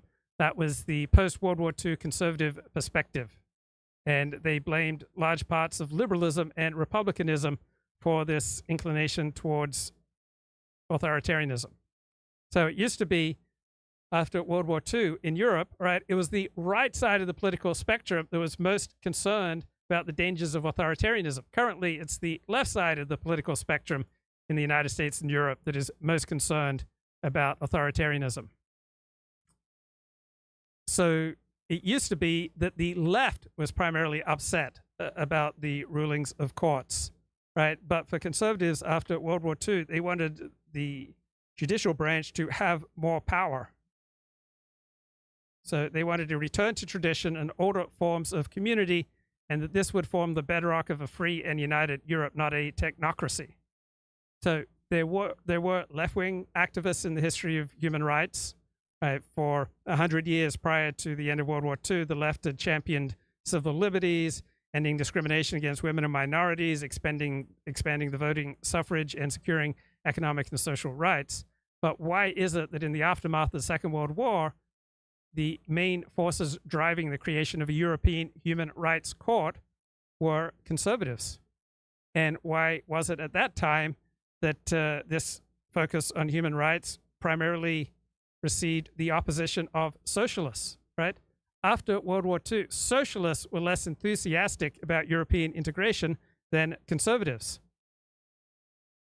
Right? What polarized Western Europe was a question of which rights such a charter would guarantee, and whether there would be some kind of supranational version of the US Supreme Court, that is, a European High Court empowered to overrule the decisions of national parliaments and executives, as well as deal with the claims of human rights abuses submitted by private parties. So the judiciaries had long been viewed with more hostility on the left. Right? So in Europe and United States over the past 30 years, judiciaries have generally received more hostility from the right. So in Britain and in France, memories were fresh of the role that courts had played as bastions of conservative assaults on trade unions and on economic planning as restraints against the rise of socialism. So in France, judicial power was associated with aristocratic privileges of the ancient regime. So the French left were constantly criticizing the reactionary government of judges, right, being under the sway of judges. Now it's the right who are more likely to complain about government by judges. So the idea of a European Supreme Court was pushed primarily by conservatives after World War II. Socialists thought that this was a way that conservatives could enact their agenda that was too unpopular to be enacted through democratic means. Now this is a right-wing critique, that the left legislates through judges that which is too unpopular to be enacted through democratic means. So, for example, you had state of California, I think, voting for Proposition 187 in 1996 to deny a lot of social welfare benefits to illegal aliens. That was overturned by the California Supreme Court. And this has happened so often that the conservatives see judges as getting in the way of what the people want. So the most avid, most passionate advocates of a European Supreme Court were precisely those conservatives who, before the Second World War, had championed the independence and constitutional prerogatives of national courts. Right? They saw the ever-expanding state bureaucracies that occurred during the war and the dispositions of socialist governments. They saw that as posing a threat to human rights, particularly fundamental freedoms of private property, private schools, and political opposition. So if human rights are a secular religion, many of the original framers of European human rights law took this analogy literally. Right? Their conception of the Supreme Court mirrored that of the medieval church. Right? For many Catholic conservatives, the spiritual reunification of Europe after the Second World War required the subordination of parliamentary democracy to what it called supranational justice. And this primarily came from the right, not from the left. Right? So conservatives saw this supranational European Supreme Court as a successor to the medieval charters of old, a new human rights treaty that would strengthen the autonomy of Catholic churches, towns, regions, schools, and Catholic associations of peasants and workers. So conservatives wanted greater leniency and often outright amnesty for those who had actively cooperated with the Nazis during World War II. It was the left that most wanted to punish and purge, to disenfranchise and silence their political rivals who had assisted the Nazis. It was the left who pushed the seizure of assets of landholders, industrialists, and rid armies, bureaucracies, and judiciaries of conservatives who had cooperated with the Nazis. So conservatives saw this human rights system after World War II a way to hold off authoritarianism and to reduce the dangers of left-wing revolution and democratic dysfunction. So conservatives saw the propensity of post-World War II socialists to reject checks on majority rule, right? So after World War II, it was the socialists who most wanted majority rule that then had the power to change all the rules of life, right? Conservatives wanted a European human rights system that would replace majority rule with the rule of law. Right now, it's leftists who primarily want to check majority rule with their own rule of human rights law. right? It was conservatives who were primarily concerned about the dominance of the unitary state, and it was conservatives who fought for a more pluralistic system. Right? It was conservatives who were concerned about the absolute sovereignty of nations and parliaments, and they wanted to institute European human rights systems to allow for greater autonomy for individuals, families, towns, minorities, and civil society.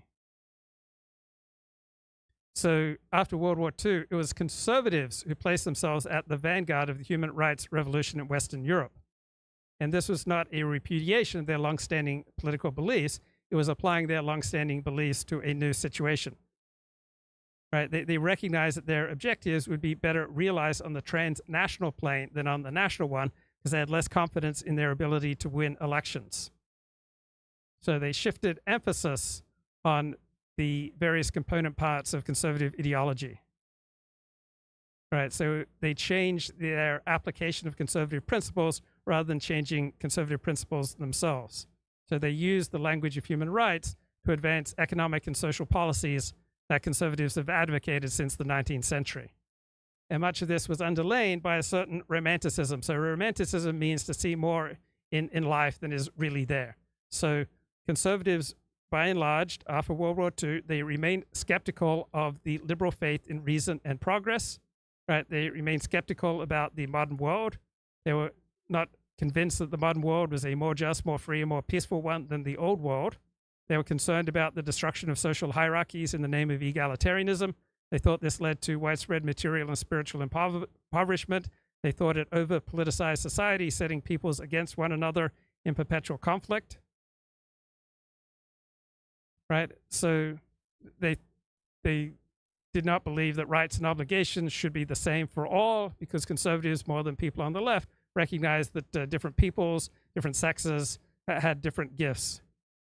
So conservatives don't deduce liberties from philosophical first principles on the basis of cold logic alone. Rather, they see human rights emerging organically from the development of human habits and personalities within particular civilizational, communal, and national frameworks. Right? Conservatives take it for granted that people are not naturally good. The perspective of the left, generally speaking, is that people do naturally incline towards goodness. Conservatives regard people as naturally selfish and sinful, and people will only learn to respect one another's liberties through the recovery of traditions that once united them, not on the basis of issuing abstract declarations of principles.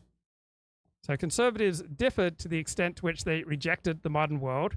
Right? Conservatives disagreed amongst themselves on the virtues of capitalism, industry, and parliamentary democracy. Protestant conservatives in Britain were generally averse to timeless universal prescriptions for the organization of human societies. They preferred instead to defer to the practices and values of a particular people, a particular historical community, though their view of human nature remained quite skeptical. So let's see what's going on in the Middle East here. The administration changes their Iran policy, they won't stop the chaos and the war in the Middle East. At a time of significant tension in the Middle East, the United States Navy has a significant presence there. Is that a strong enough deterrent as Iran considers attacking Israel? Well, the U.S. Navy is certainly the strongest Navy, the most powerful Navy in the world. Unfortunately, the Chinese Communist Party had built a Navy that outrivals us, that is larger than ours, but we're still an incredibly important deterrent force. It's not just our Navy ships, it's other Navy assets that these regimes know full well that we have in the region as well. It's one piece of deterrence, but one thing that it hasn't stopped is the war with the Houthis. And we have on a weekly basis, the Houthis shooting sophisticated drones and ballistic missiles at U.S. Navy ships. We're emptying our TLAMs from our facilities, from our storage facilities, in order to hit back at the Houthis to protect U.S. Navy ships, Mike. The U.S. Navy is seeing in the CENTCOM theater more action. Our ships are seeing more action today in the Middle East than the U.S. Navy has seen since World War II. We have to understand the scale and the precedence of what's happening to our U.S. Navy in the Middle East right now. As we try to figure out what Vice President Harris's policies would be if elected, Vice President Harris's national security advisor tweeted about the Middle East, quote, VP has been clear. She will always ensure Israel is able to defend itself against Iran and Iran-backed terrorist groups. She does not support an arms embargo on Israel. She will continue to work to protect civilians in Gaza and uphold international humanitarian law. Should something like that have been done in a major sit-down interview by her or at a news conference where all the outlets were broadcasting it? You would think if the media would do its job. Listen, she owns the chaos and tumult of the past 4 years in the Middle East, Mike. This is the Biden-Harris administration. She's arguably the most powerful woman in the world, certainly the second most powerful person in our country. So these policies in the Middle East that led to the disastrous and chaotic withdrawal in Afghanistan, for example, in August of 2021, she's bragged in previous interviews that she was the last person in the room with President Biden making those decisions. So this is her administration. She owns the policies. Okay, let's get back to the role of conservatives in developing human rights in Western Europe after the Second World War. So you talk about this as the conservative human rights revolution, because currently almost all human rights activists of which I'm aware are on the left. So for Protestant conservatives in Britain after the Second World War, conservatism meant the defense of institutions that had been tested by time, right? Liberties that were historically contingent, meaning they were not necessarily suitable to all peoples in all places at all times. They rejected popular sovereignty as a foundational constitutional principle. So they agreed with the doctrine of parliamentary sovereignty, which meant that parliamentarians were entitled to their traditional prerogatives, right? Their chief concern was limiting the power of the executive, which they thought needed to be constrained through independent judiciary and parliamentary oversight, particularly with regard to the rights of private property. Right? Conservatives in Britain were more comfortable extolling the virtues of constitutional government than those of democracy. Catholic conservatives in France were more hostile to parliamentary government than their Protestant counterparts. Right? They were more given to denouncing capitalism and liberalism, and they promoted in their place a neo-medieval form of corporatism that would restore the collective rights of workers while fostering harmony between social groups. So ever since the American and French revolutions, British and French conservatives had generally been uncomfortable invoking the rights of man. Instead, they did not hesitate to proclaim themselves champions of liberty, which would mean anything from protecting private property to protecting the autonomy of the church from the state, to the emancipation of the human spirit from a false moral outlook. So the result was a hybrid human rights doctrine. It was a strange amalgam of the Enlightenment and the counter-Enlightenment, modern individual liberties and medieval communal liberties, natural rights and historical rights. And the conservative politicians who championed a European human rights court after World War II believed that colonized people were not entitled to the same rights and protections as Europeans. So the faltering popular legitimacy of European institutions today is due to Europeans no longer having much in common with each other, right? How would you articulate a set of qualities now shared by all Europeans? As Europe has become more diverse, it has had naturally less social cohesion, social trust, and diversity means we have less in common. So in post-war, Second War Europe, democracy and human rights were invoked for contrary purposes. They would assume completely different meanings depending on the context. So appeals to democracy and human rights continue to divide as well as to unite Europeans. Whether it's calling for more national sovereignty or more European supranational rule, right?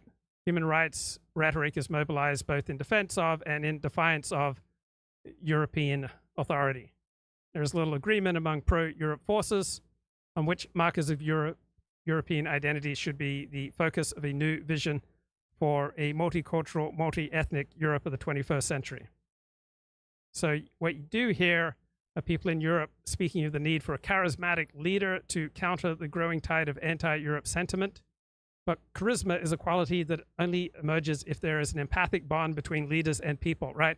If you feel heard, if you feel seen, if you feel acknowledged, if you feel like your deepest concerns have been articulated by someone, right, you are likely to ascribe to them charismatic powers, right? Someone who makes you feel more alive, more energized, all right, that person you're going to regard as charismatic. But Europeans no longer have enough in common to hope for some charismatic figure to come along. Right, First Things is a conservative, religious, and politics-oriented publication, and its editor, R. Reno, who is a theology professor, wrote in the May 2016 issue Against Human Rights. So he says, in my years as a theology professor, I've become accustomed to calls for dialogue on this or that issue. In almost every instance, it is a setup for mandatory public capitulation. Right? If you regard abortion as a moral evil and same-sex marriage as an oxymoron, as I do, you cannot say so in a public forum, for that amounts to a sin against dialogue because you are shutting down the conversation. That's what I was told on many occasions. Right? Once homosexuality is affirmed on a Catholic university campus, there's no more dialogue. Can you imagine dialogue on global climate change? Right? The movement goes from dialogue to censure and then to denunciation. It's a smooth direction. After World War II, human rights came to prominence in Europe as a way to protect the individual from the state. But in the 21st century, human rights has changed its role in the West. Today, it's become a powerful left-wing ideology that promises to relieve us of the burdens of political responsibility for the common good. So Europeans today must face the very difficult task of determining how to limit immigration, right? And who should be counted as part of your national community. This is a political question, perhaps the most fundamental one. But human rights is an ideology that rejects this political responsibility. Human rights says migrants who qualify as refugees must be accepted regardless of circumstances. So in this way of thinking, immigration is a matter of basic human rights and transcends the political. Here's Melanie Phillips. Ndisi presided over a very anti-Jewish party, to put it more accurately. Keir Starmer got rid of him. Right, talking about Jeremy Corbyn and the Labour Party. And Keir Starmer also set out to purge, really rather ruthlessly, the Labour Party of the faction of which Jeremy Corbyn was the leader, the hard left faction.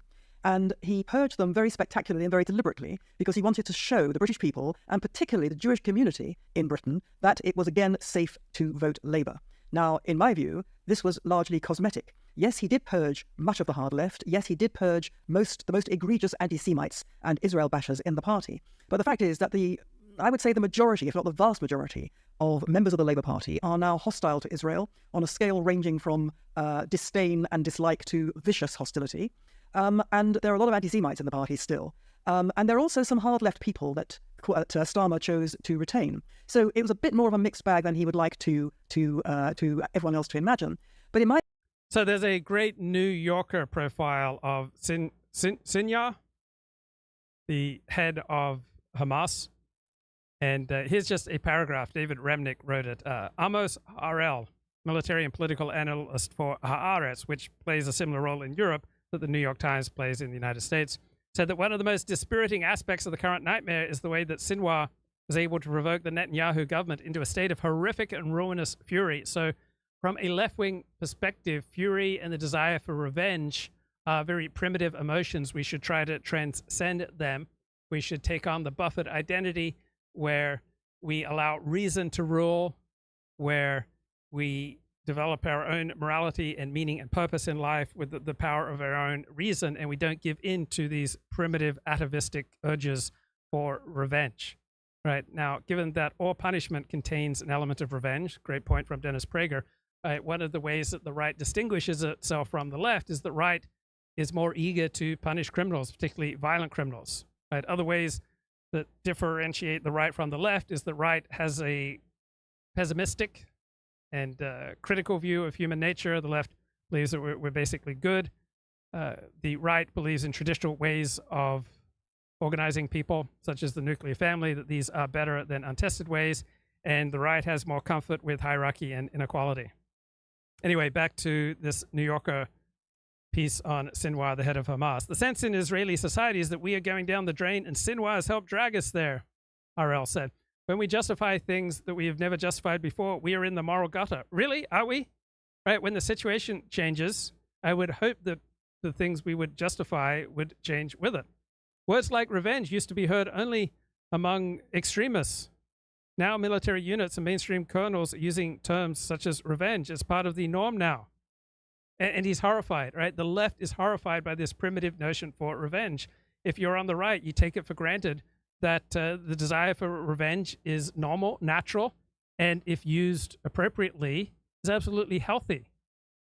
But you find among centrist and left-wing intellectuals in particular just a horror of the desire for revenge and a horror for the human emotion of fury. Right? This is out of the left-wing veneration of the untrammeled power of reason. In my view, the single most important factor about Keir Starmer, which is something that most people would not really immediately understand or acknowledge, even in Britain, is this, that he is supposedly a moderate. He is, in fact, in many respects, in most respects, I'm sure, a very decent man. He's very kind of solid and grounded. You don't look at him and think, oh, wild extremist, as you did with Jeremy Corbyn. However, Keir Starmer was, for most of his career, a human rights lawyer from one of the most radical barristers' sets in Britain. He was extremely left-wing, and he has not changed his position. So while that left-wing mindset doesn't take the form, as it did with Jeremy Corbyn, of supporting the world's Marxist dictators, of allying himself, as Jeremy Corbyn did, with known terrorist groups, Starmer wouldn't do that at all. He certainly wouldn't ally himself with terrorists, on the contrary. But on the other hand, he subscribes to a mindset which, in my view, is what I would call the human rights culture, which is the mindset that informs all the people in the West who are the most viciously hostile to Israel and condone or incentivize anti-Jewish hatred. For example, the United Nations. So people on the right now are increasingly skeptical of human rights because they see human rights as being taken over by the left. And here we are in First Things, an essay. I'm increasingly against human rights. It's become a patron of negative freedom, pushing against demands and obligations arising from a shared culture. So from a conservative perspective, right, the left-wing exaltation of human rights tends to break down social cohesion and social trust. Right? In the West, human rights now functions as an enemy of the responsible exercise of freedom. Exalting human rights as the epitome of social responsibility short-circuits collective judgment and stymies action for the sake of the common good. Both right and left in America today imagine that today's problems stem from too little freedom, when in fact what currently agitates our society is the loss of stability, unity, and solidarity. Consider the increasingly bizarre liberal fixation on transgender rights. Right, we now have the disintegration of the once expansive and solid middle class. People feel economically and culturally vulnerable. Right, and so problematizing male and female identity, right, exacerbates the disintegrating trends that make so much in our lives so liquid. Then we have author Seth Kaplan writing in the May 2018 edition of American Affairs. For the last few decades, the Human Rights Project has become increasingly progressive, advocating a singular way of living the good life with a demotion of traditional conservative values that don't fit in, such as those associated with the religious belief or with social institutions such as families, churches, schools, communities, and clubs. Then in 2012, the Hoover Institute published on human rights that when the American section of Amnesty International was first founded in the 1970s, William F. Buckley was one of its earliest supporters. So it used to be conservatives were quite down with human rights. But then human rights got taken over by the left. And so now human rights are identified as a left-wing cause. Human rights standards are established globally without respect to different peoples, different cultures, and different historical contingencies. So human rights have come to be associated with opposition to the death penalty, the closure of prisons, assertions of a right to health care, and other left-wing causes. One issue that divides the left and the right is that the right tends to place more emphasis on security, and the left tends to place more emphasis on personal liberty. So the right will often say that national interests trump human rights, and the left will say human rights should trump national interests.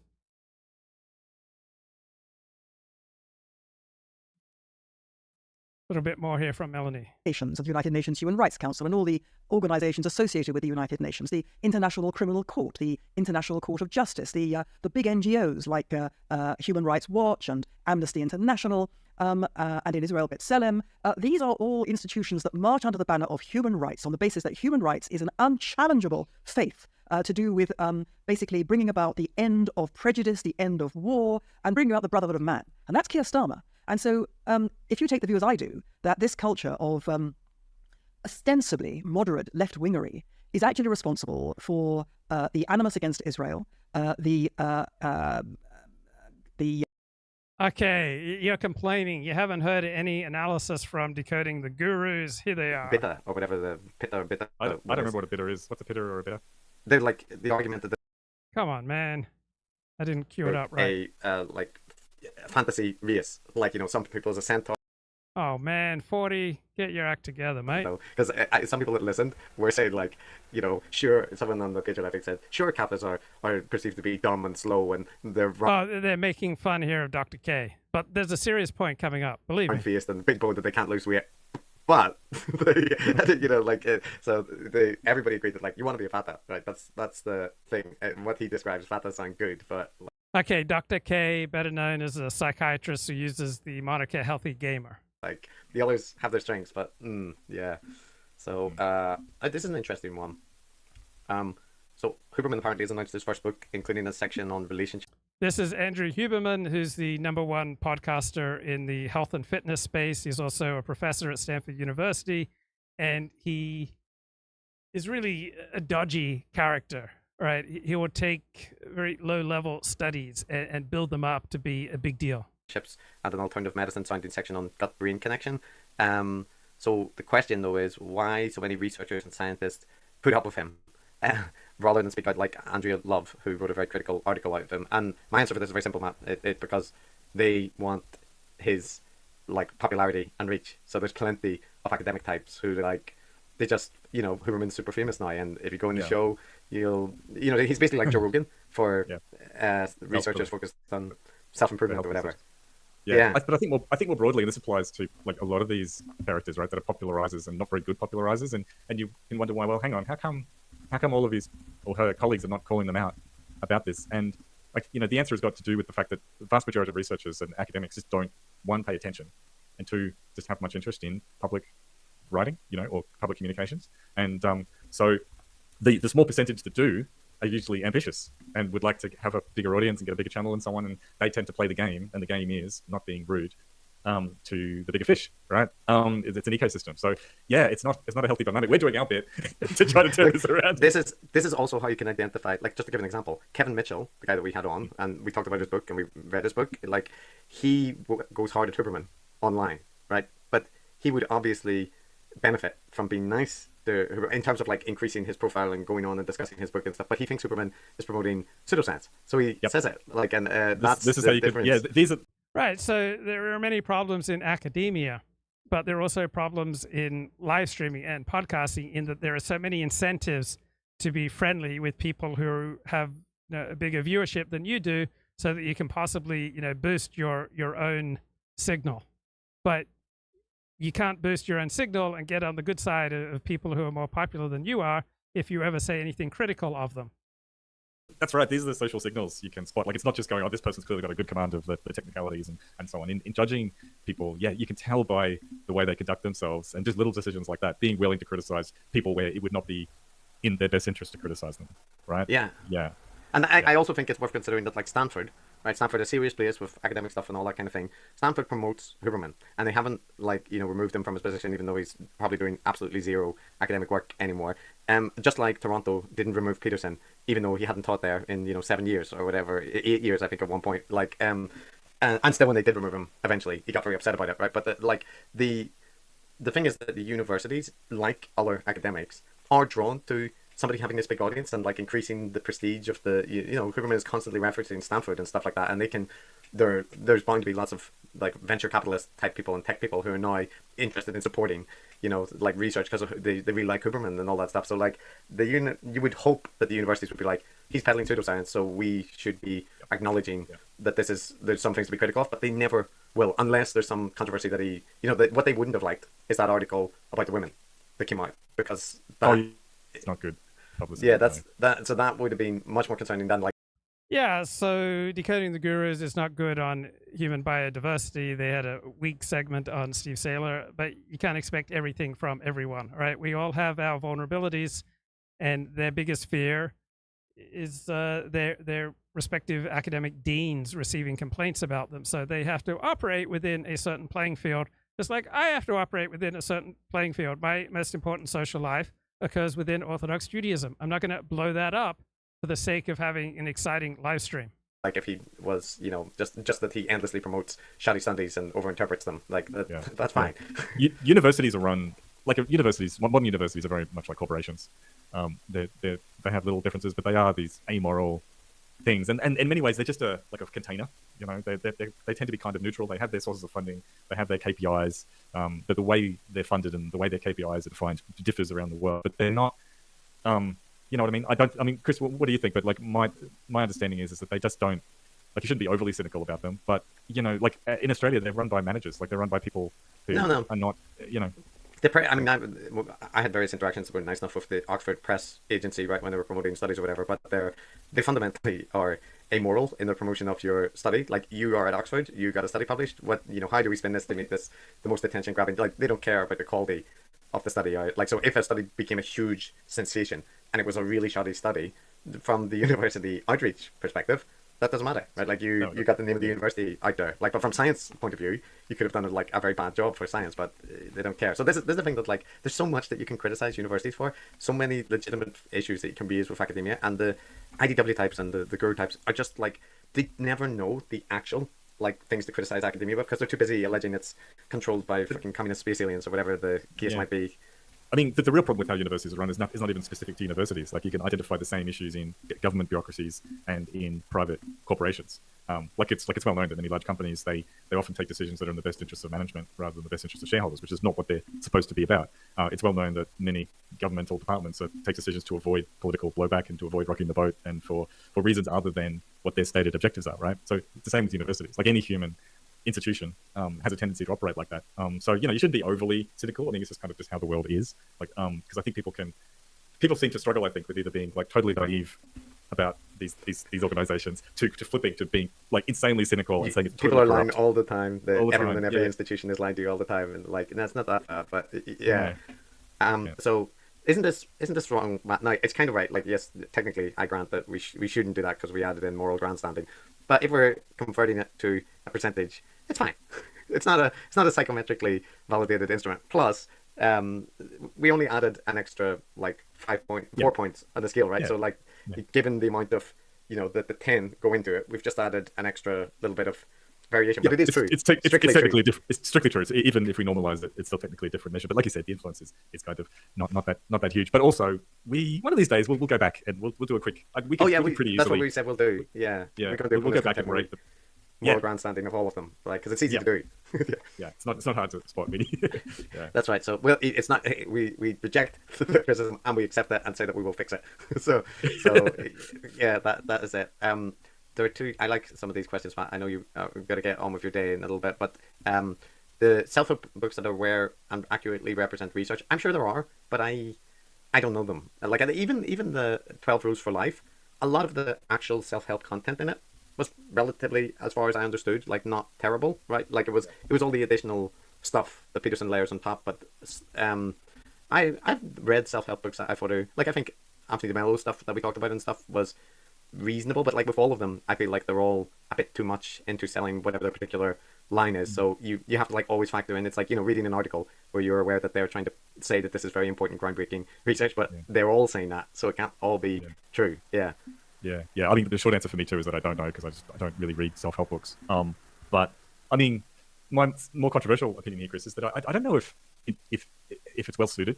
The topic is well suited to an evidence, like a science-based, evidence-based approach. It's a bit like good parenting books, right? Like, yes, there's lots of research and so on, and maybe it can inform it a bit, but these are very like I think any value in those kinds of things is kind of in which one you find appealing? Yeah, like, and do you like stoicism? Yeah, like whatever works for you, kind of thing. And yes, I can imagine there are very bad ones. Like you could stuff that up, but maybe it's not the kind of thing that is well suited to strong evidence. You can't do experiments on people to figure out like what are the 7 rules of highly effective people, really. All of the ones that I've seen whose whole brand has been that they are doing it differently because they focus on the evidence and whatnot, end up like churning out pseudoscience stuff. Yeah, and, like, it can actually be misleading. Yeah. Yeah, like I'll give you an example, Chris. Like one book that I did read, it is kind of a self-help book because my colleague got me to read it, and it was actually extremely helpful to me in my working. Get things done. Yeah, how to get things done. And it's a very simple premise, right? Basically, the idea is you just write down all the things you need to do. You put them into folders. You categorize them. Stuff you should do as soon as possible. Something. I won't bore you with the details, but it's extremely simple. But that was, and to some people it would be like, well, that's just obvious. But for me, I just started my job as a lecturer at the university, and I'd come from a situation where I'd always worked on really big projects, where I just had sort of one thing to deal with. You know what I mean? One big thing that lasted a long time. And then for a lower ranked academic as a lecturer, I had like so many little things to manage, like hundreds of things coming in the email, and I had no system for just coping with it, apart from just I'll make a mental note and I'll just get stressed. So that helped me. But I don't think there was any studies that kind of proved that system was better than the next system. And I'm sure someone could write a different book with a different system that would be equally effective, at least for some people. Kurt Skisak has a little 10 or 15 minute, like I think a couple of series on like forming habits. I think those are probably the most evidence based that you'll get, and they, like Atomic Habits, for example. There's some bits in that I think are, like one of the things that it had was reducing the barrier to doing something, right? Like, so if you're going to do exercise, like it's the kind of thing that, if you're going to go jogging, right, like put your shoes out so that it's easier and there's a reminder, and like I think a lot of those things work because there'd be some very simple principles. Like when I wanted to do pull-up training, putting the pull-up bar in my office was the greatest improvement to levels of pull-ups, right? Because I have a bar that is now in my office. So but I think there is like stuff behind lots of the basic things. But the problem is then people need to develop these elaborate systems where they want to argue, their brand of productivity or whatever is actually the most effective. And like the reality is probably not, because most of it has already been done or said, and like you need to brand it as a particular. In fact, even the ones that are like, my brand is I don't have a brand. I just go through the literature and summarize. Like I find that they end up just the same as like all the other ones. So be careful like with self-help. It's a bit like diets, right? Yeah. Like that's work. Lots of that's work. One of my uncles, did what was that one that was popular? The like the Atkins diet. You don't hear much talk about it anymore. But he lost a huge amount of weight from doing it. And subsequently, eventually put most of it like back on. But like the diet worked, right? As advertised for a time. So yeah, like that's. But they all go away. Who's talking about the Atkins diet now? Or keto? I know it's so faddish, isn't it? It's the same with self-help. Same with how to be how to be a highly effective person type stuff. I like this question, Matt. What is the most fun part of your current lives? That's a good question. Good one. No, that's counter to Matt's insane answer. I will say that the correct answer. Okay, here we go. Yeah. I'm not a clinical psychologist or an addiction person. So clinical stuff is a bit different. And I mean, I don't really have a special expertise there. Although, you can still, I still know enough to have a good sense. And I remember seeing all of his stuff about addiction, but it's like from these like YouTube shorts and also longer YouTube videos that he's recording. And in general, it's not like there's no connection between what he's saying and what is like good clinical practice or good advice. It's more that it's been commodified and turned into a snappy kind of, with these 3 simple tricks you can whatever. Or it's all this complex thing. It's all about this. You know what I mean? It's all been turned into clickbait. So I object to that.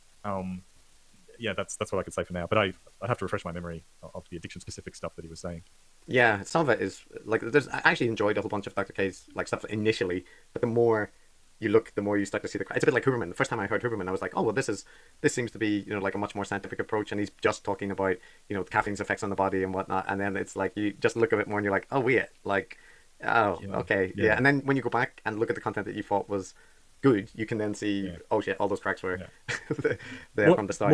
More and more I'm feeling like it's like the reason why they seem to be so consistently quite bad is not because they've got some fundamental character flaw, or they're particularly egregious people. It's just that the market that they are in is this market of YouTube shorts and easy to consume videos where people are looking for self-help and tricks and so on. It's like diets. Like it just the market is one that encourages bad behavior, right? Because on one hand, you want to dump things down, make things really simple, make them really intuitively appealing and very marketable. At the same time, it's got to be bespoke and fascinating and interesting. You've got to be coming up with new content every week. every few days often, but there is no new content, right? Like the clinical approach to treating addiction it's not like there's some new thing happening every week. So I just feel like it's systemic, right? Like any kind of social media popularizing of stuff, whether it's self-help or how to cure your addiction or how to be a more highly effective person or whatever, or even these political takes, it's kind of inherently going to be bad, right?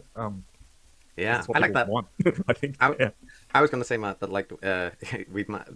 we have went over our time, right? But in part, there's a penance which I inflicted on both of us, but enjoyable. I very much enjoyed this, so it's not a particularly bad penance. But Okay, I like this article in the Washington Post. A pastor said his pro-Trump prophecies came from God. His brother called him a fake.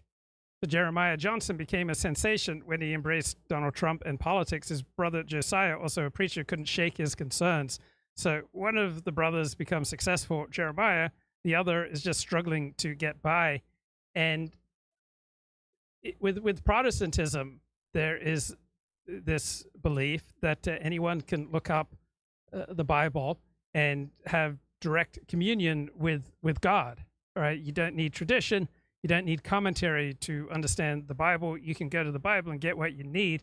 So I don't know why someone thinking that his pro-Trump prophecies came from God is much different than what else goes down in Protestantism. All right, here's the Washington Post. Hi, I'm Danielle Paquette, a national correspondent for the Washington Post.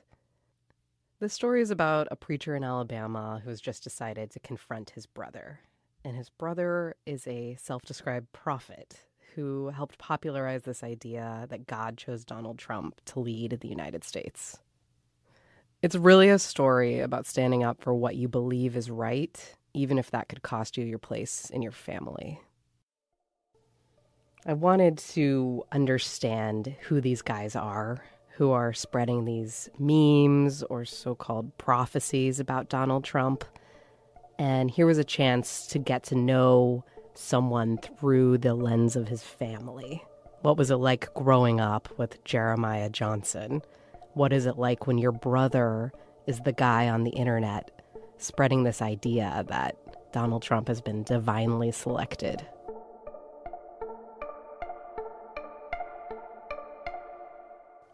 I reported this story from Orange Beach, Alabama.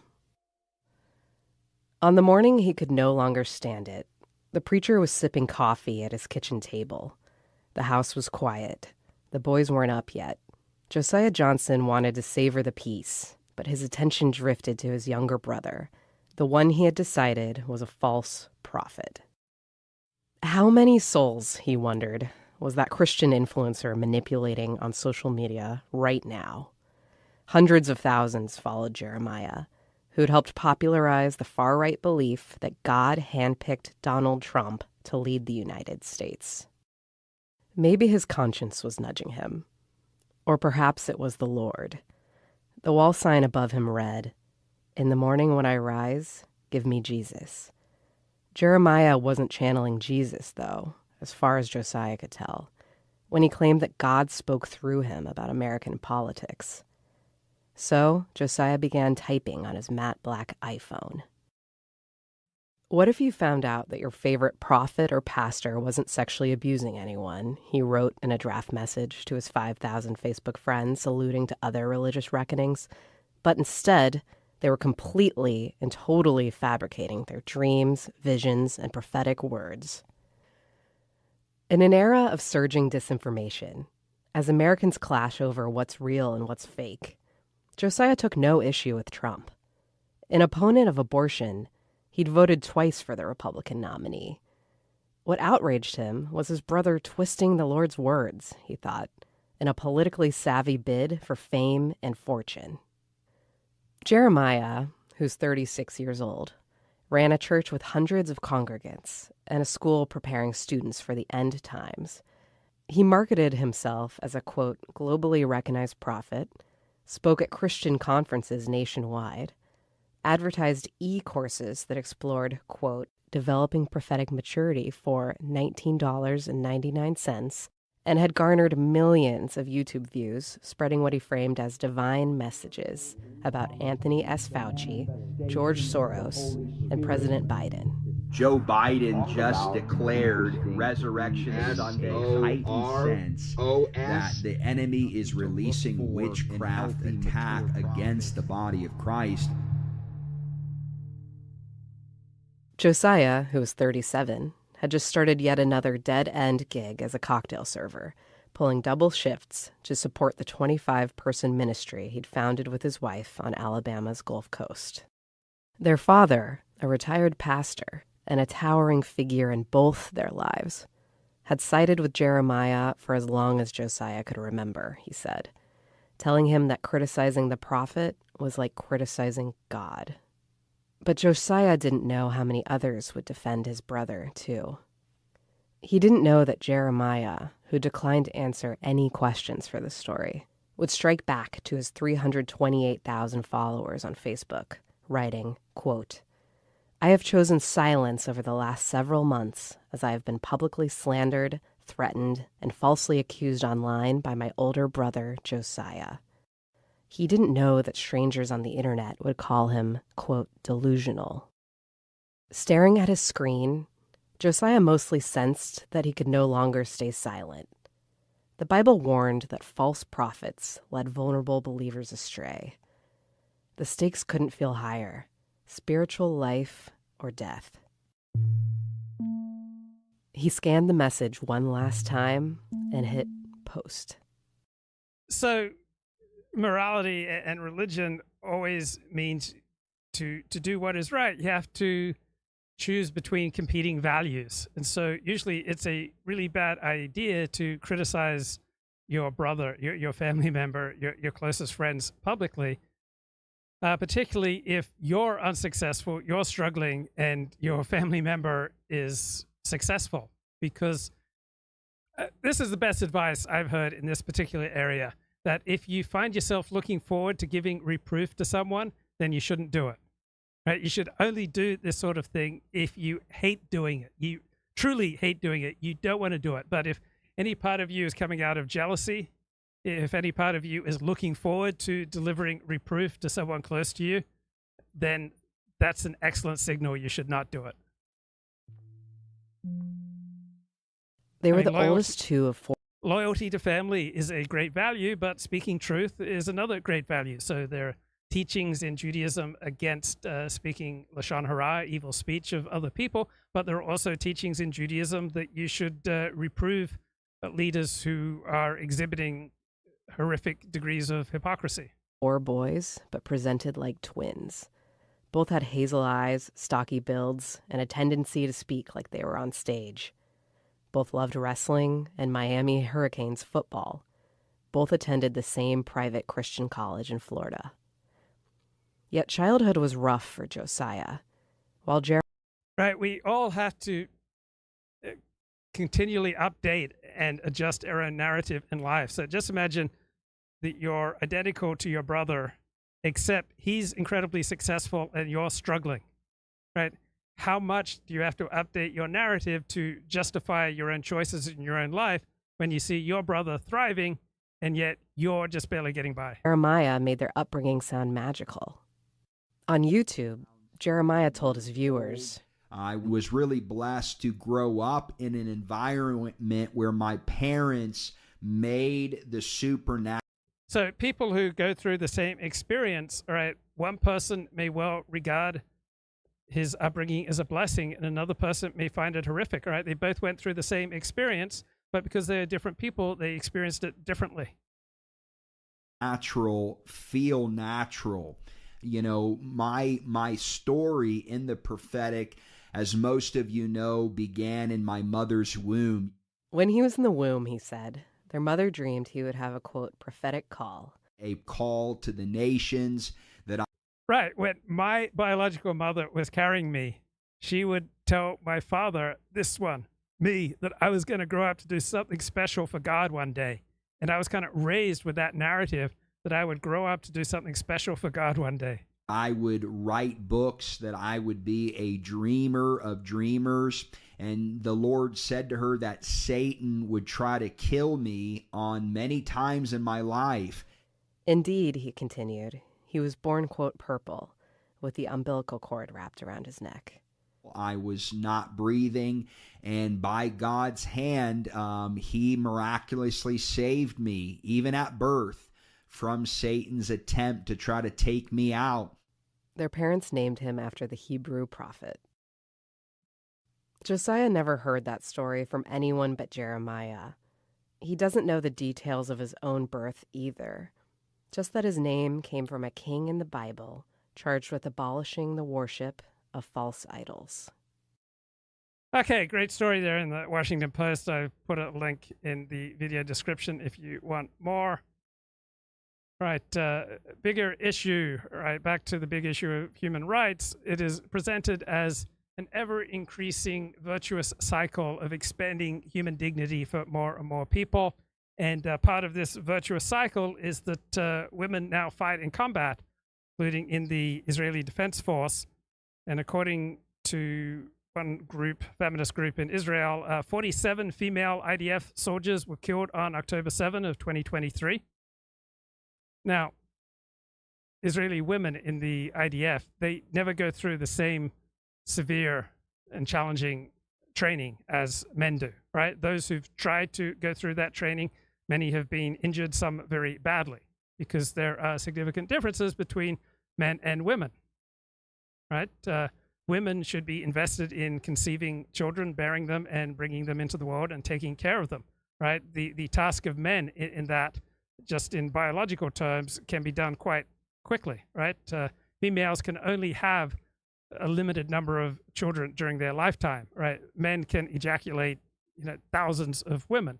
So in strictly biological mammalian terms, the lives of men count for much less than those of women. That's one reason why you want men to be doing the fighting and you want to protect your women. Now, women almost always are less strong and less fit and have less aerobic capacity and less endurance and less robustness than men, right? The average man is stronger than 99% of women. Now, when you have women and men training together, the price is paid often by the men, because once you put a female trainee into a unit, right, cohesion breaks down, discipline breaks down, people become distracted by who's going to carry her, who's going to carry her weapons and her pack, right? And women are much more likely to get injured. Women are much more physically weak and vulnerable. So women, right, are less than 3% of the IDF's combat troops, but they constitute about 15% of the lawsuits for compensation for injuries while suffered on duty. So they're about 5 times more likely to sue for compensation than men. And as for being on duty, right, this usually means that they are permanently deployed along borders with Egypt and Jordan, right, where they have almost never seen a shot fired in anger until October 7 of 2023. When you look at clips of, say, artillery troops on a march, you'll see the men are heavily loaded up with equipment. They're sweating and grunting, and they're fighting to keep up. And then you see 1 or 2 female soldiers marching along carrying a much smaller pack and looking as if they're on a lark. So neither the infantry, nor the armored corps, nor the engineers, nor the special units, the elite units of the IDF, have any women at all. Right? During Operation Protective Edge in the summer of 2014, out of 66 Israeli troops who died, not one was female. So in Israel and in many other modern countries, the presence of women in defense forces has contributed to a decline in the prestige of these forces, a decline in their ability to attract high-quality men. The presence of women has led to gender norming and falling standards.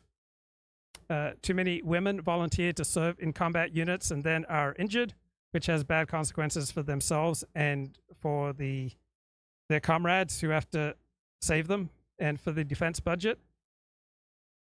And many people outside of Israel take the IDF example of having a tiny number of women in combat as some good example to follow. Look, there are clear differences, clear strengths between men and women, as well as between Northern Europeans and Southern Europeans, between Americans and Canadians, between West Africans and East Africans, between Northeast Asians and Southern Asians, right? Different peoples have different gifts. They create different communities. They have different life history results. And so seeking equal results, equal rights, and equal responsibilities from all groups with different abilities and proclivities is insane. So as allowing my mind to spin on this argument from Chateau Hatis, the feminist goal is removing all constraints on female sexuality while maximally restricting male sexuality.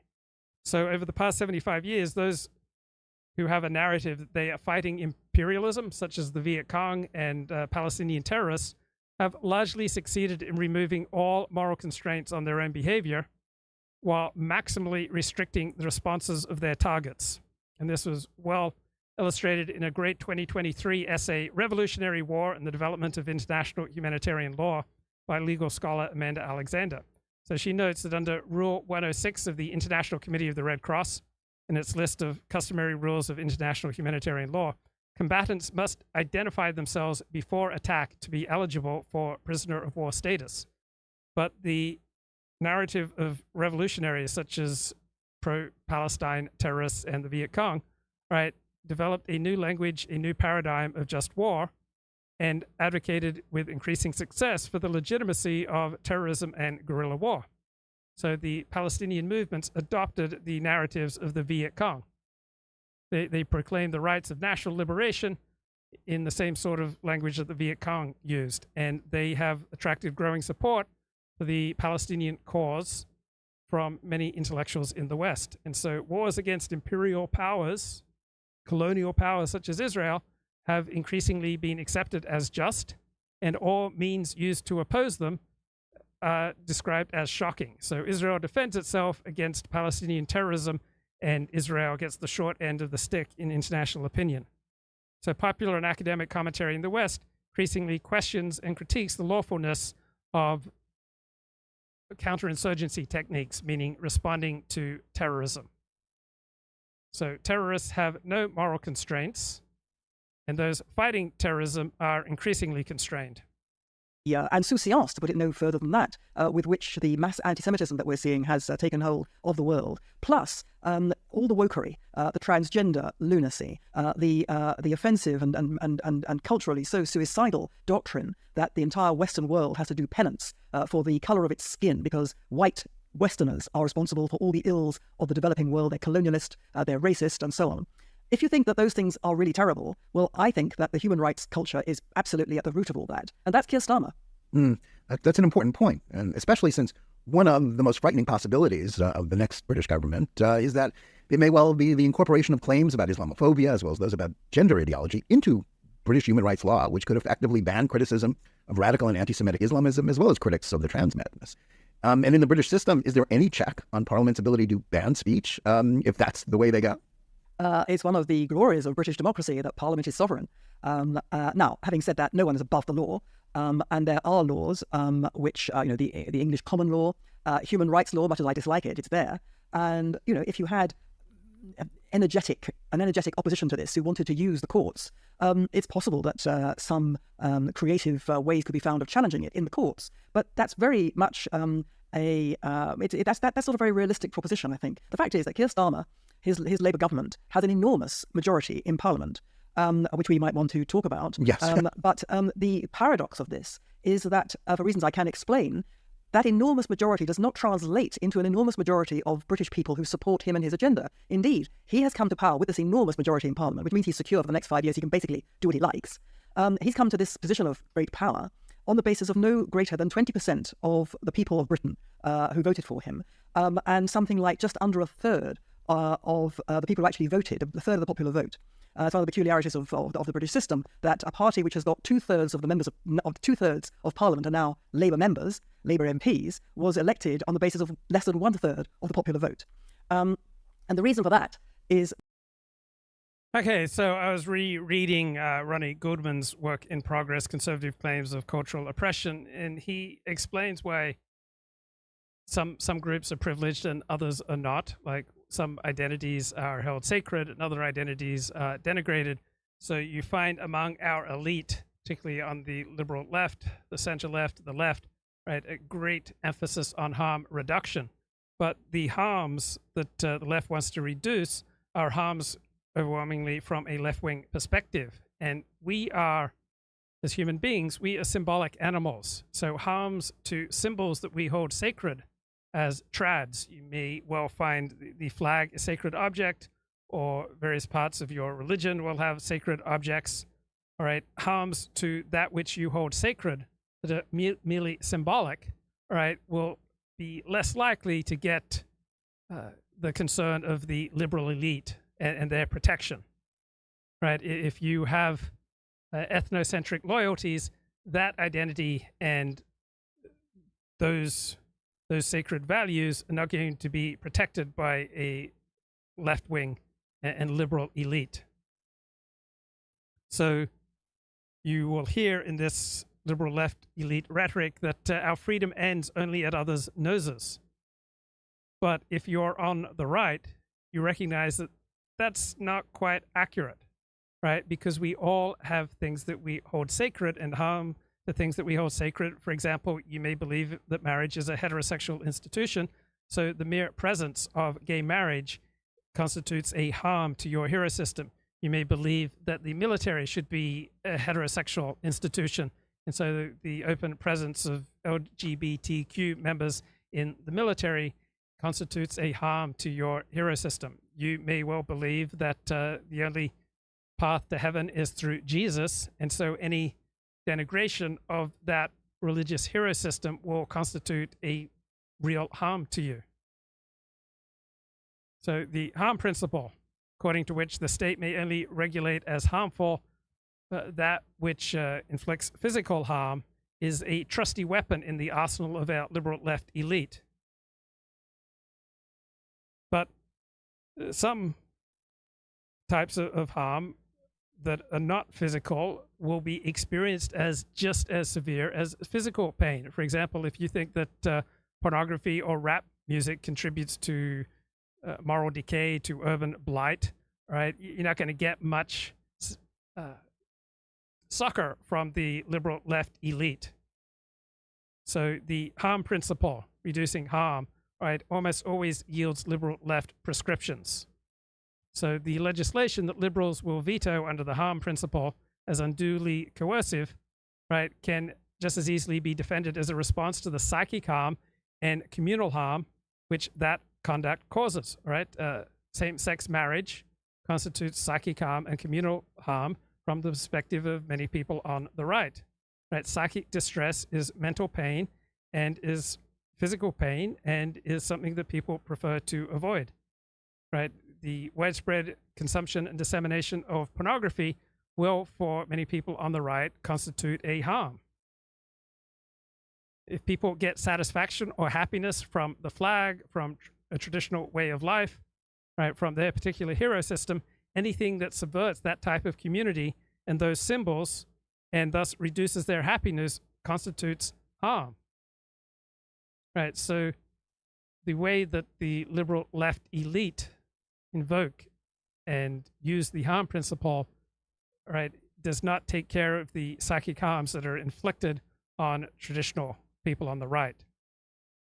Right, so liberals will engage in trading on ordinary sense of harm for rhetorical purposes. They will rig the concept of harm by exploiting its common sense meaning, which would include psychic and communal harms, to establish the harm principle's rhetorical appeal, but then narrow its application to the physical invasion of others' autonomy when dealing with specific controversies. So liberals are like people who insist that an issue should be resolved by democratic vote while working behind the scenes to disenfranchise groups who might be inclined to vote against their cause. Right, liberals do impose their values on others because their tendentious conception of harm disguises the quintessentially illiberal practice of treating some people's ideas of the good life as less worthy. Right? Liberals and the left conceal how harm principle rhetoric works to obfuscate the deeper issues, the real injuries, and to marginalize some conceptions of the good life. So Amy Wax observes that liberals are unmoved and unimpressed by social conservatives' vague premonitions of erosion or unraveling of the social order. Right? For liberals, these concerns are an inadequate basis for resisting changes that satisfy immediate needs and urgent desires, such as for same-sex marriage. And so liberals understand these vague premonitions of moral disorder as symptoms of a lingering pre-modern sensibility which cannot be allowed to interfere with modern fulfillment. So liberals will argue that homosexuality involves no interference with the rights of others. The mere knowledge that other individuals do not adhere to your value system cannot be a legally recognized interest. So this is how moral opposition to homosexuality is conceived of within a strategic liberal perspective. It's just a mere annoyance. It's not some disequilibrium in the nature of things. So the desire to regulate others' unobtrusive personal conduct out of concern for the good of the community, the moral fiber of society, from a liberal perspective, is just a disingenuous gambit to arrogate state power in the service of merely personal preferences. That when people voted in last week's general election, they were voting from a position of stupendous disillusionment and disaffection with the entire political establishment. They'd had 14 years of a conservative government, which in their view wasn't conservative at all. It had not defended what needed to be defended. Public services had collapsed into incompetence and a certain amount of corruption. The place is literally swimming in sewage. The rivers and seas, the glory of this island nation that Britain is, are swimming in sewage. Such was the breakdown of the essential mechanisms of government. And also, the Conservatives had not protected people against what they are so concerned about, which is what we've alluded to already, the transgender madness, the anti-white racism of the whole white people's privilege agenda. So they wanted out. They wanted the Conservatives out. They didn't just want them out. They wanted them destroyed. I mean, the level of anger in Britain at the Conservative government for having so badly let them down. Oh, and also... Okay, let's leave it there for today. I'll talk to